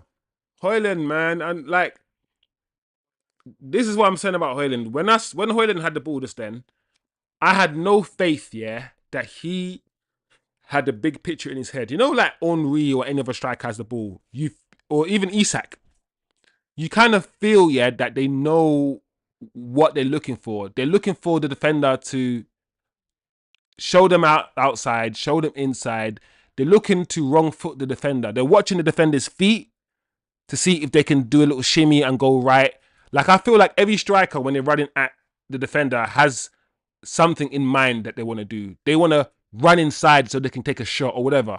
Hojlund and Garnacho are 2 players, yeah, that when they have the ball, yeah, I don't think, yeah, they have an end product in their mind or what they want to actually do.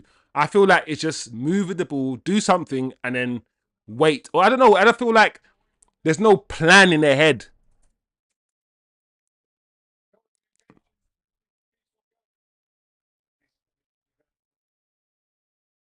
Yeah, man. Tonali did well there.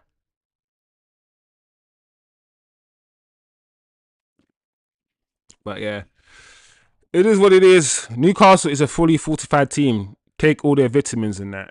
Yeah. Newcastle are that Popeye team. Bust out a can of vegetables and just eat that. And end up everyone looking at Joe Linton. Cause look at everybody. Look at I keep saying the midfield. The Joe Linton, Guimaraes, Bruno Guimaraes, the Tonalis. Bruv, no one yet is like underneath 5'11" in this team. Everyone can bench press 120 kg, like minimum. The match is done, guys. It is over. Man United with a good and proper slapping on their backside. A good and proper hiding away from home against Newcastle. Listen, I thought we could have done something today. However, overall, I did feel like we were going to be beaten. At the start of the stream, I said a 3-1. It's a 3-1 game, I felt, to Newcastle. In the end, it ended 4-1. I still think 3-1 is probably, the rightful, a more correct result. I don't think it was a 4-1 game. I know it looked like they thrashed us. And in the end, it was comfortable for Newcastle. But 2 or 3 of their goals that they scored were Man United errors, at least, I think, or goalkeeping errors. Hence why I said 4, maybe a bit much, but 3 was probably right. I ain't got no complaints. As a Man United fan, I ain't got no complaints. We didn't deserve to win that game. Newcastle were stronger than us, physical, quicker than us. They were just more athletic than us. And I talk about pace and power on this channel and how, it's not the most important. Technical ability is always going to be the most important. But Newcastle are a team that shows that if you can find the right balance between the two, you can be successful. And Eddie Howe has found the right balance between a very robust, strong, athletic side with good enough quality, especially in the final third, to hurt you, to harm you. So, well done, Newcastle. It's not one of those games where I was angry, I was getting mad or anything. Because we got beaten by a better side. I'm disappointed that Zirkzee's injured. So we're stuck with Hojlund for the rest of the season now, playing up front, full 90 minutes of football constantly for the rest of the season. So that's not good. I'm glad Kobe's back. And yeah, I can't complain, guys. I can't complain. Newcastle will well deserve their victory. Well deserved their victory. So yeah, let me do my Newcastle deserved that victory. As a United fan, I will say that we huffed and we puffed, but Newcastle, they were just monsters. They ate their vitamins today. All of them. All the multivitamins, they just nammed it all. Like, they were stronger than us, quicker than us, more athletic than us, first to the ball. They made our wing-backs look stupid. They made Dalot and Mazraoui look like championship first division level players. Amas struggled at the back. The goalkeeper, we're going to talk about the goalkeeper, but he had a horrible game. And once again, I want to talk about the goalkeeping situation, because I think today showed that as much as, yes, both goalkeepers perhaps are not good enough, the issue is not just the goalkeeping. The issue is the system, the defending around the goalkeeper. If the goalkeeper parries the ball out, don't forget, for him to parry the ball out, it means he's initially saved it. It means his first job of saving it has been complete. A lot often when I see goalkeepers parry the ball out, the defenders are there to clear the ball, not our defenders. So we're going to talk about it. We're going to talk about Zirkzee today, because he had an okay game until he got injured. What does the injury mean for Man United going forward, knowing that Hojlund has been miss? Not even hit and miss. He's just been miss. He's been missing. I don't know where he is. And now we're going to be stuck with Hojlund for the rest of the season with no Zirkzee at all. I'm pretty sure that injury is going to rule him out for the rest of the season. Garnacho, yes, he scored today, but once again, non-existent, not enough, not good enough, not a threat to me. There's a lot to do in this Man United team. There's a lot for this manager to do in the summer. But today, like I said, the first half was not bad. The first half ended 1-0. So, or was it 1-0? I can't remember. It was 1-0. It was 1-0 by half time. At that time, of course, listen, that goal from Tonali, that's why I say I can't fully complain, because that touch over the top from Isak, I don't think you guys understand how good that touch was. It was perfect. And that shot from Tonali, first time shot, volley, bottom corner, superb. Superb. Our goal came against run of play, on the counter.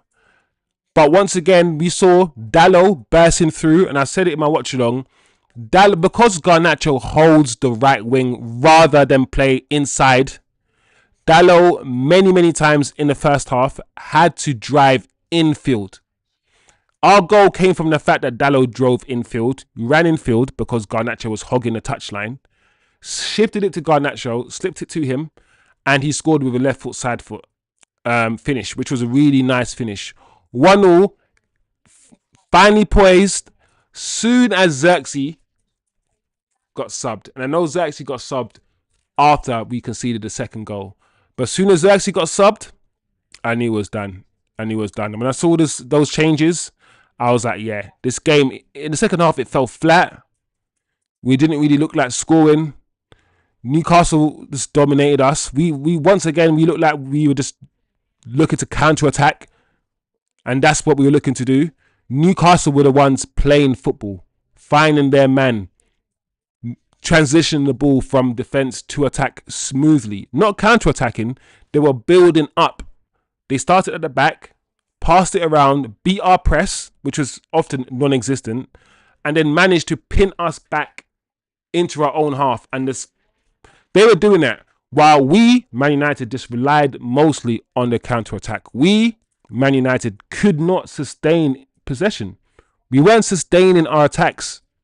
We weren't pinning them back in their penalty box and rotating the ball and moving it. They were doing that to us. We were pinned back and they were just moving the ball, trying to wait for an opening. That's where the first goal came from. We need to learn to keep the ball better and pin teams back. That's what we need to learn to do. Our decision making in the final third from our attacking players is absolutely a disgrace. There's so many things. Bayindir, everyone's asking for Bayindir to play. He played today. He made a mistake. It's his first game for a while, and I always feel like goalkeepers don't get the grace that outfield players get. They don't get, when they make a mistake, it leads to a goal. We can see the goal when the goalkeepers make a mistake. When outfield players make a mistake, it doesn't always lead to a goal. So goalkeepers don't have the same grace. And that's why I'm always, I have a little bit of sympathy for guys that buy in there and a little bit for Onana. Because the goalkeeper's only as good as the defense in front of him. And both, I could say our defense and our structure, while it has improved and it has got better, there's still individual errors in our defensive structure. And that lets the goalkeeper down. Our defenders are not quick to the ball. Our defenders are not reactive. Today I saw Lenny Euro. And listen, this kid's had a good game. His previous game was good. He's been playing well, Lenny. Especially attacking wise. He scored the other day. But we have to keep it up 100. And Lindelof, he's not... Listen, I've been saying Lindelof needs to leave the club for a long time. So I don't need to start on Lindelof. But Lenny today, he was very passive in his defending. He stood and watched while, the first goal, that was his man. Tonali was his man that ran off his shoulders. Ran off the back of him. And I felt like today in the box, he was a bit too passive. And he wasn't focused enough to smell the danger. And I feel like smelling danger comes with experience as well. So maybe in time, he will become better at identifying the danger. But right now, he looks like a young, enthusiastic defender that's very good athletically, physically, and technically, but his concentration sometimes can be a bit off. So, yeah, I don't know, man. Defensively, we weren't good. Dallo, attacking-wise, gave us an outlet, but defensively, on the right-hand side, both him and Mazraoui, especially in the second half, they were just missing. They were getting tormented. Just like the guys on the left-hand side. And the midfield duo of Eriksen and Ugarte, they were giving the ball away at every opportunity. I'm pretty sure that I think Ugarte or Eriksen gave the ball away for the third goal or the second goal. So, not a good game. Not a good game, All in, all in all, not a good day for Man United. Not a good day. Not many positives. The negatives are our second goalkeeper is not much better than our first goalkeeper. Zirkzee is injured probably for the rest of the season, so we're stuck with hojlund. That's not good. We need options. Those are the biggest taking points from this match. So we keep it moving. We move, guys. Let me know your thoughts on the game as usual. If you disagree with anything I've said, just comment below. Smash the like, share the video, do all of that. Road to 1,000 subscribers. I'm pushing it, man. I want to get there. Help me out if you can. Show some love, and yeah, big up yourself, people. Hey, man, like Kind FC. Oh, you ain't missed nothing, man. I would hate to think you had to wake up early to watch this one, bro. Like, yeah, you ain't missed nothing. Had to miss a few games. Sounds like sounds like ain't nothing changed. Yeah. You're right. You're right. Kind of see nothing's changed really. Like I said, Zirkzee's got injured, man, and Zirkzee was having an okay game. And to know that he's injured for the rest of the season, it's not a good look. It's not a good look. Garnacho still doing Garnacho stuff. Bayern there made a mistake today. That was probably worse than Onana's error. So it's one step forward, two steps back. Two steps forward, one step back. It's that kind of stuff, really. It's like every time I'm trying to find some inspiration, trying to find something to hold on to, like, yeah, we've got this. Oh, yes, the manager's found this. Or whenever something like that happens, we take two steps backwards. So it is what it is, man. Like, and yeah, this whole, like I said, this Newcastle side, yam, banana, breadfruit. You know, even breadfruit. I don't even like breadfruit. Breadfruit is dry. Yeah, but they're eating breadfruit. They're eating breadfruit. They're eating the cassava, the bami, all them thing there. They're eating them things there. I'm telling you, like the way that they're henching out and mussing out all of our players, it's wrong. But once again, that shows talent ID is important. Scouting is important. When you're looking at these players, how physical are these players that you're buying? How physical are they? I don't know. I don't know, man. But today's gonna be one of them days. You just after your team loses, you gotta spark up the thing. After your team loses, guys, you gotta spark up the thing and just relax yourself. You know what I'm saying, car? I thought us losing 4-1 and them things there wasn't a past. You know, structure was there now. We're getting better. We're getting more robust. We ain't gonna be losing 4-1 and 5-1 and them idiot numbers.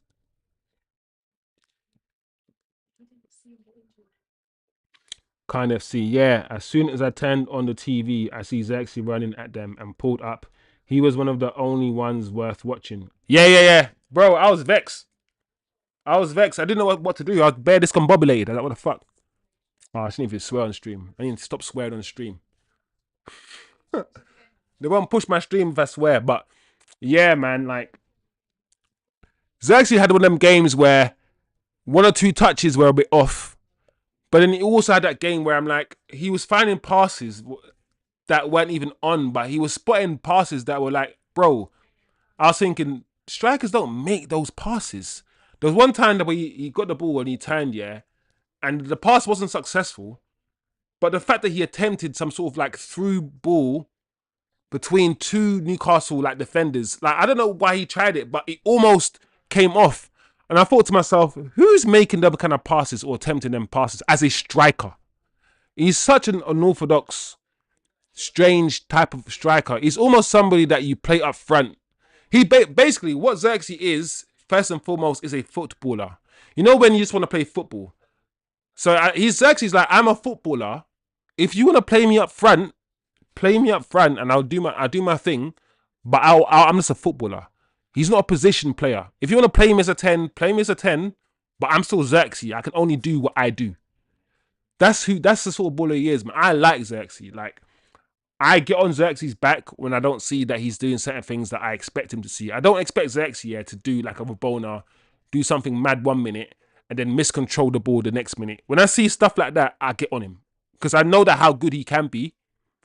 I feel like I get on him a bit more sometimes than Hojlund because I rate him. So I'm disappointed that Zirkzee's injured because it means that we've got no choice now. At least when we started with Hojlund and the manager brought in Zirkzee for 20, 25 minutes, the game would change. The fans will sing his name and all of these things. We're not going to have that for the rest of the season. That's a big problem.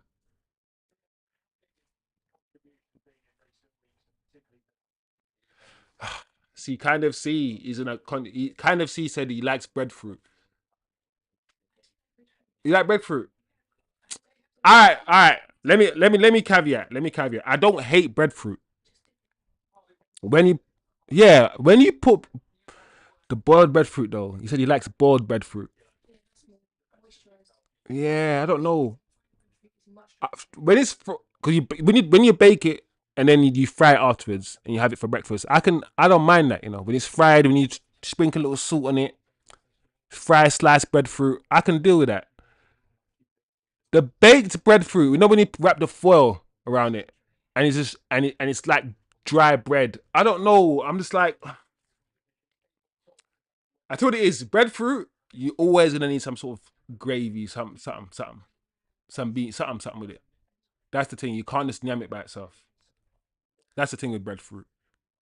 But I prefer yam than breadfruit. I'd give me some yam any day. White yam. Yellow yam. I you know what it is, yeah? I'd reckon a foodologist or whatever you want to call them will probably tell me yellow yam is probably better for me. Because sometimes bitter things, yeah, bitter things are good for you. I can't do no bitter yellow yam. I don't like yellow yam. Give me the white yam. You know what I mean? Give me the good Jamaican sweet. No, there's good Jamaican sweet potato from backyard. That sweet potato. Listen, this is tennis.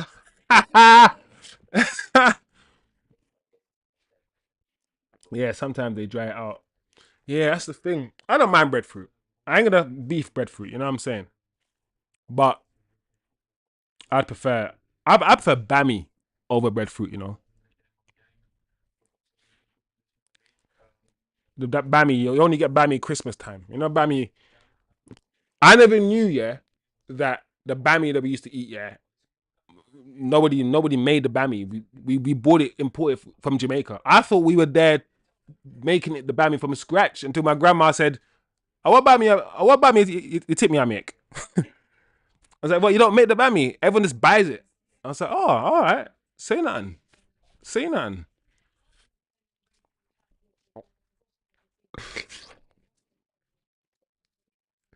I say, "I pum me and me like."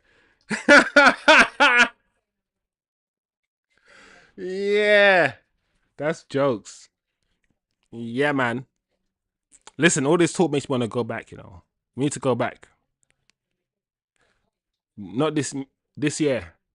I don't know. Maybe the end of this year or end of next year. We need to go to somewhere obvious like Montego or Korea. Or just go everywhere. When we go there, we just go everywhere. We'll check out the house because I'm building a house in Jamaica as well.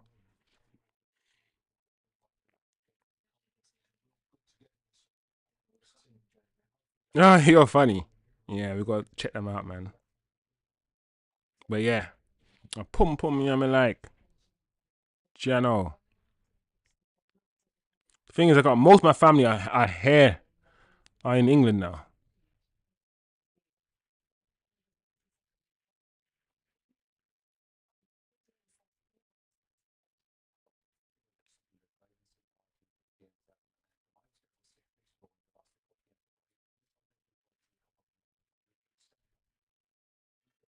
That's funny.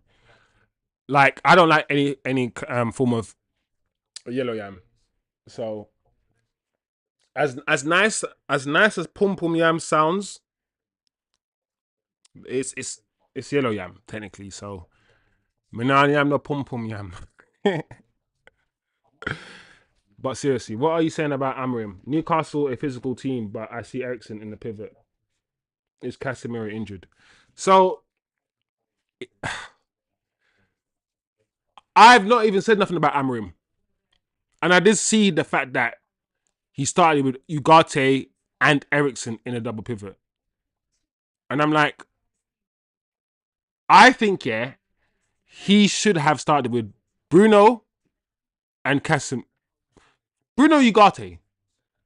If you're gonna leave Cass on the bench, do Bruno and Ugarte. And then the problem is, this is it. Because what kind of C is technically saying, what man is alluding to is the fact that this man should know that Newcastle are a heavily physical team. And man started the year with old man Ericsson, pacemaker Ericsson, and Ugarte in his double pivot. And Newcastle play a midfield three. So if we're gonna do our thing, with the 2-man midfield and all that formation, that 3-2, whatever we do, that box at midfield, that 2 double pivot, and then the 2 number 10s have to be on henchman out, on smoke, on stuff. And too many times, you saw Garnacho and Bruno just get run past. Just people just drift past them. And then all we had was flipping our double pivot left. Newcastle midfield were out muscling us, quicker than us, faster than us. So the question therefore is, why did he start with old man Ericsson and Ugarte against Newcastle? That fundamentally is the question. Like I always say, what is this manager doing? What does he think is needed to win the game? How does he view football? How does he view football? Cass was on the bench, right? And against Newcastle, you'd think this is the game not for Eric. This is the one game of the season, that Ericsson actually cannot start. He actually cannot. And if you're going to start him in one of the 10 positions, not in a double pivot. Newcastle, their midfield. You think Casemiro will be on the pitch? So I'm with you, kind of. See, I haven't been laying it on the manager, and the reason why is probably because he started with Zirkzee. He started Zirkzee, and so I gave him a blind. I didn't rip him or scrutinize his decision to start with that midfield. But you're right. You're right. This manager should not have started that midfield. Sack Amorim is trending in the UK.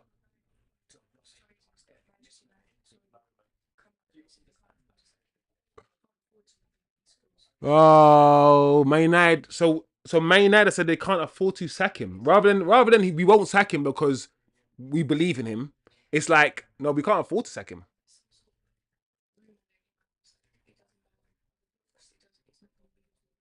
Oh my lord! So Man United are now a football club that can't fire people because we're broke. Wow! I'm listening to his press conference, but he's getting angry.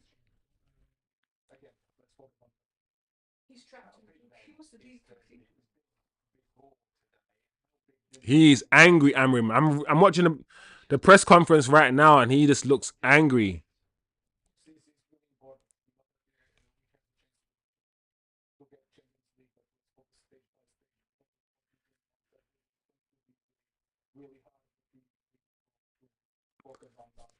Yeah, he's under pressure.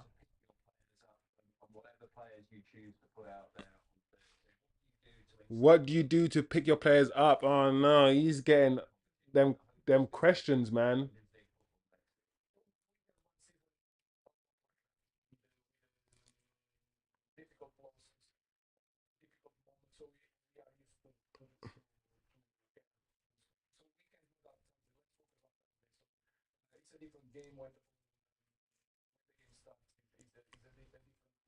Let's see what happens now because all you have, the problem is, all this man now has is Hoyland. There we go. Another question.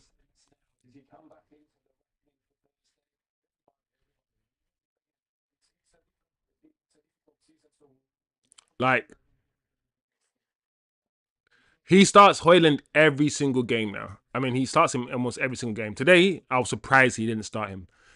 So it's like, based on how he's been setting up this team, the fact that he's only got Hojlund now fit, it shouldn't really matter to him because he starts Hojlund and plays Hojlund 70 minutes most games anyway.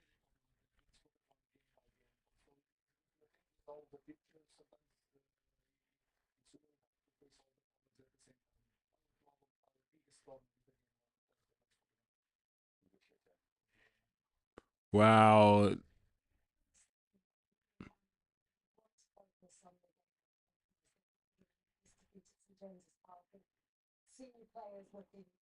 Wow. Yeah, this is getting interesting. I'm listening to his press conference. I mean, his questioning after the match.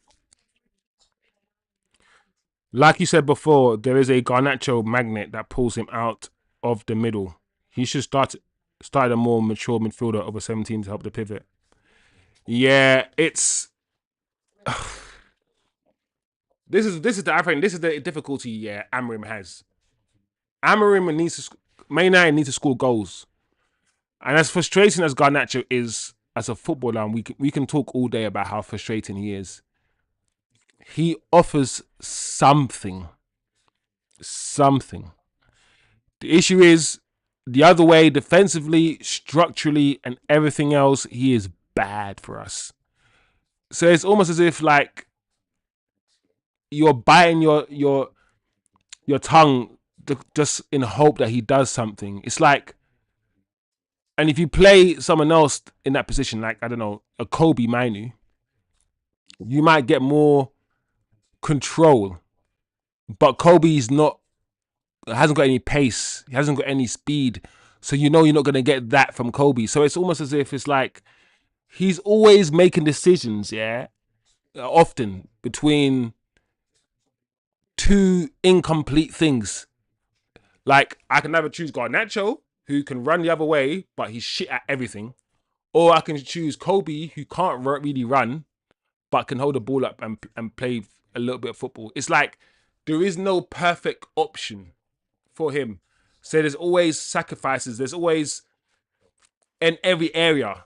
Play Bruno here, but Bruno's gonna get you this. Play Casemiro because he hasn't brought anybody specific for this system. So everything is give and take, give and take, give and take. Sometimes he sets a team up with too much give. There's too many players that are given, and sometimes he sets a team up. There's too much take. Like, do you know what I'm trying to say? The balance is not always right because he doesn't have the players that fit. So I kind of get that, but we said many times he still can do better with the players that he has at his disposal. He can. He can. So I don't know, man. I don't know. The only thing I can do now, if we're not gonna get rid of this manager, the only thing we have is and we don't have no money, apparently, Man United. So we have to sell.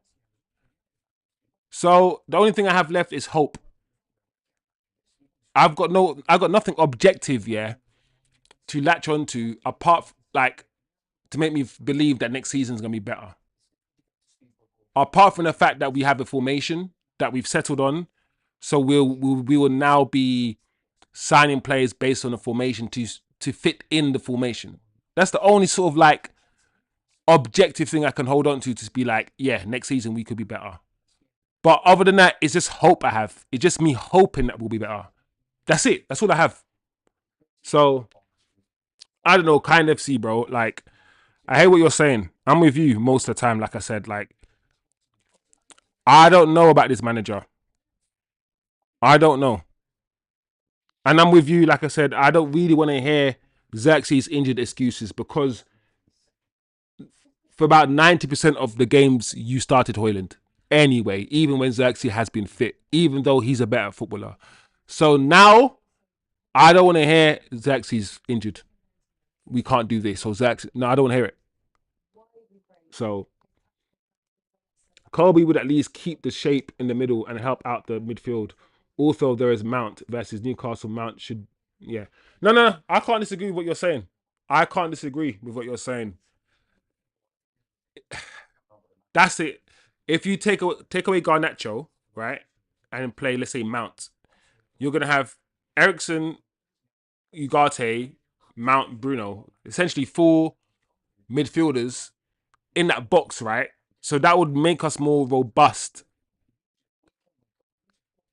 But going forward, it will make us more predictable, so on and so on. So I would do what you said. I would have been more robust and have a bit more control. But yeah, the midfield is not mobile enough. Like we and even Ugarte, yeah, six. I don't listen. I don't want to be going on at Ugarte and just getting at Ugarte, yeah. But the more I think about 60 million for Ugarte, when you can get a Ugarte type player for like 20 million now, that Ugarte footballer that we have in our midfield, yeah, is not 60 million pounds of midfielder. Don't forget, Cole Palmer costs 40 million. Like even Casemiro costs about 60 million. Ugarte, yeah, for what he does, is not a 60 million pound player. He's not even. He's supposed to be very mobile, and even that, he's not that mobile. Like, yeah, there's a lot of issues, man. Oh yeah, yeah, that would have been good. Kind FC. Yeah, yeah, I hear what you're saying. Casemiro Ugarte as a double pivot, shore things up, then have Bruno and Mount. Yeah, yeah, no, that makes sense. Against the top teams, he could easily set up like that against the top teams. No, no, I'm with you. I like that. I like that. Against, I mean, I reckon playing that team, we might not have lost 4-1. We might have still lost, by the way, due to the due to the fact that your greatest form of defense is attack. And with that team, I can't see us threatening Newcastle as much as they threatened us. So we might still lose with that team, but it wouldn't be 4-1. It might be like a 2-1 or something. But yeah, that midfield four is definitely more secure, stronger, more athletic, and definitely wouldn't allow the Newcastle midfield three to just run amok, completely run amok, man. So Mount is like an absent seizure. On the surface, everything looks kind of okay, but then underneath, it's not right. That's funny. Listen, I've said too many things about Mason Mount.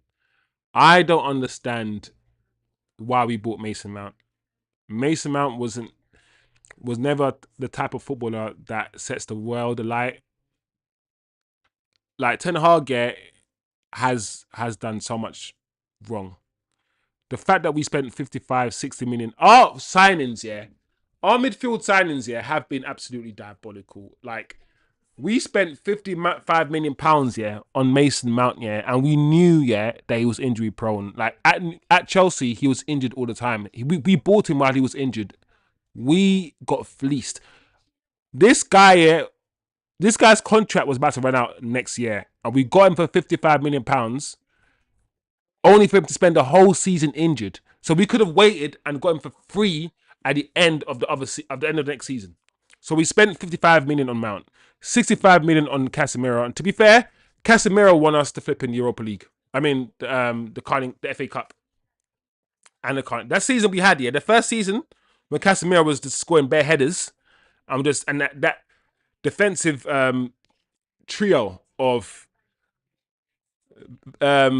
Varane, Martinez, and Casemiro in front of them. Those three were absolutely immense in Ten Hag's first season. So I'm not gonna say the 60 million pounds on Casemiro was a waste of money. So we got 2.5 seasons from him. But once again, that 65 million pounds could have been spent on a young 21-year-old midfielder that could have given us 10 years. So Casemiro, Mount, and then we spent 60 million pounds on Ugarte. So over the last 3 years, we spent 120, 170 million pounds on three midfielders that don't have a future. That you could argue are not good enough right now. Our signings have not been midfield signings have not been great. to the point where we're relying on a 19-year-old last season and the season before to help us out. So I don't know, man. We would, but we would give us a chance. I hate that we signed Mount, but at certain things he's better than some in our team. Play him until the break again and bin him in the summer. Yeah, I mean, right now, kind of see Mason Mount. You got to play Mason Mount, but Mason Mount is that footballer, yeah, that doesn't want responsibility. This is hear me out when it comes to Mason Mount. This is what Mason Mount is to me. You know the like the sort of footballer, a bit like who's the Ajax, the footballer, the midfielder we signed from Ajax, Van der Beek. Mason Mount is Van der Beekish in the sense that he likes to just as soon as he gets the ball, give the ball back to you.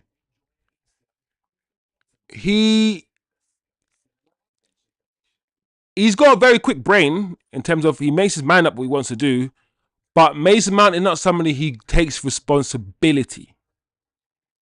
He goes hiding. He's a bit like also Jesse Lingard was a bit like that. Jesse Lingard, when he was on fire, when he was on form for United, he was playing well.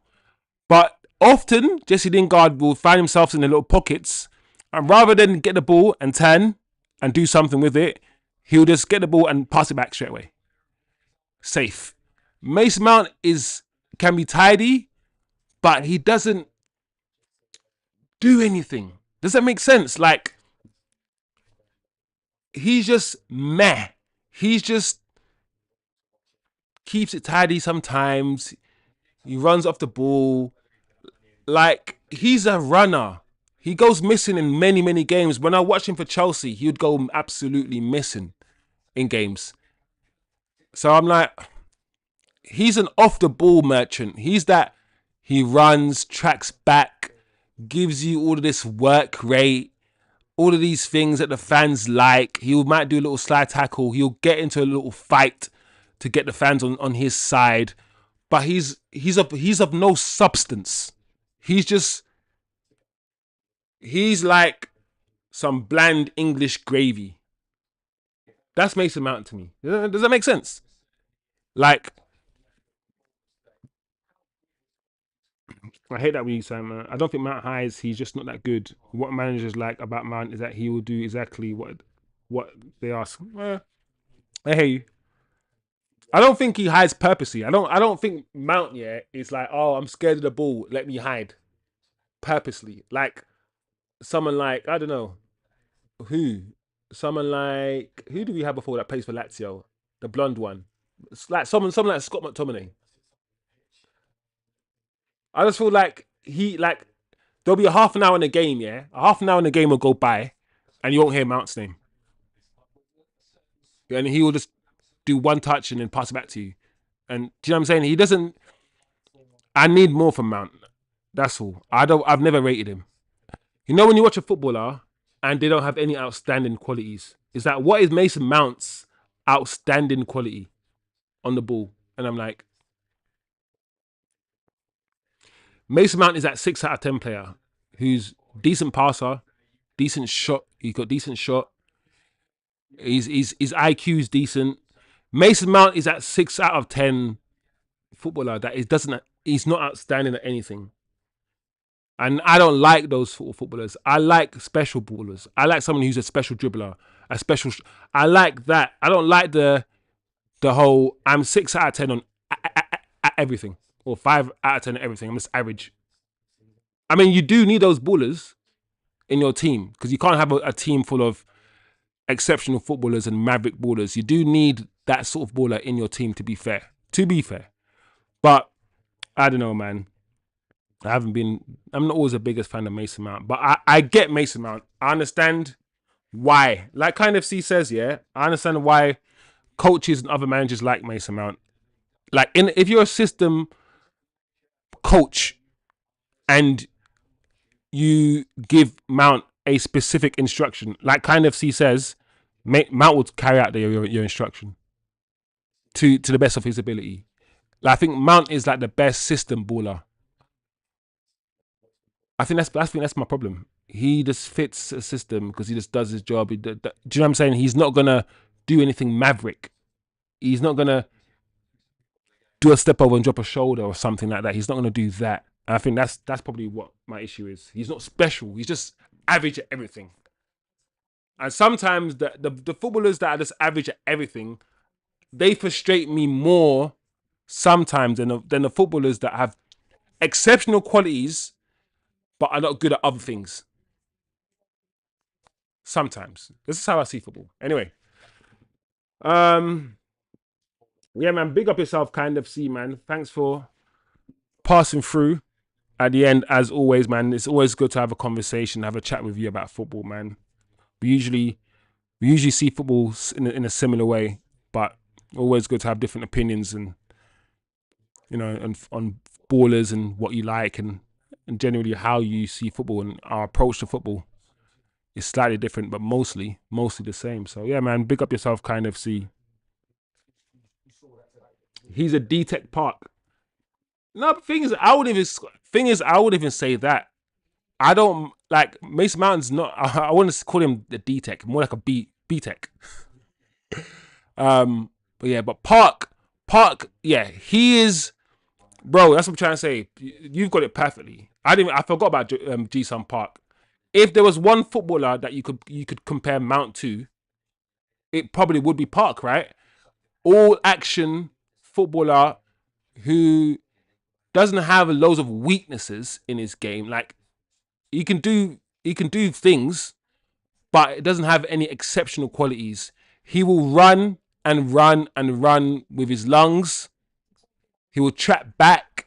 He will do his job, but not at an exceptional level.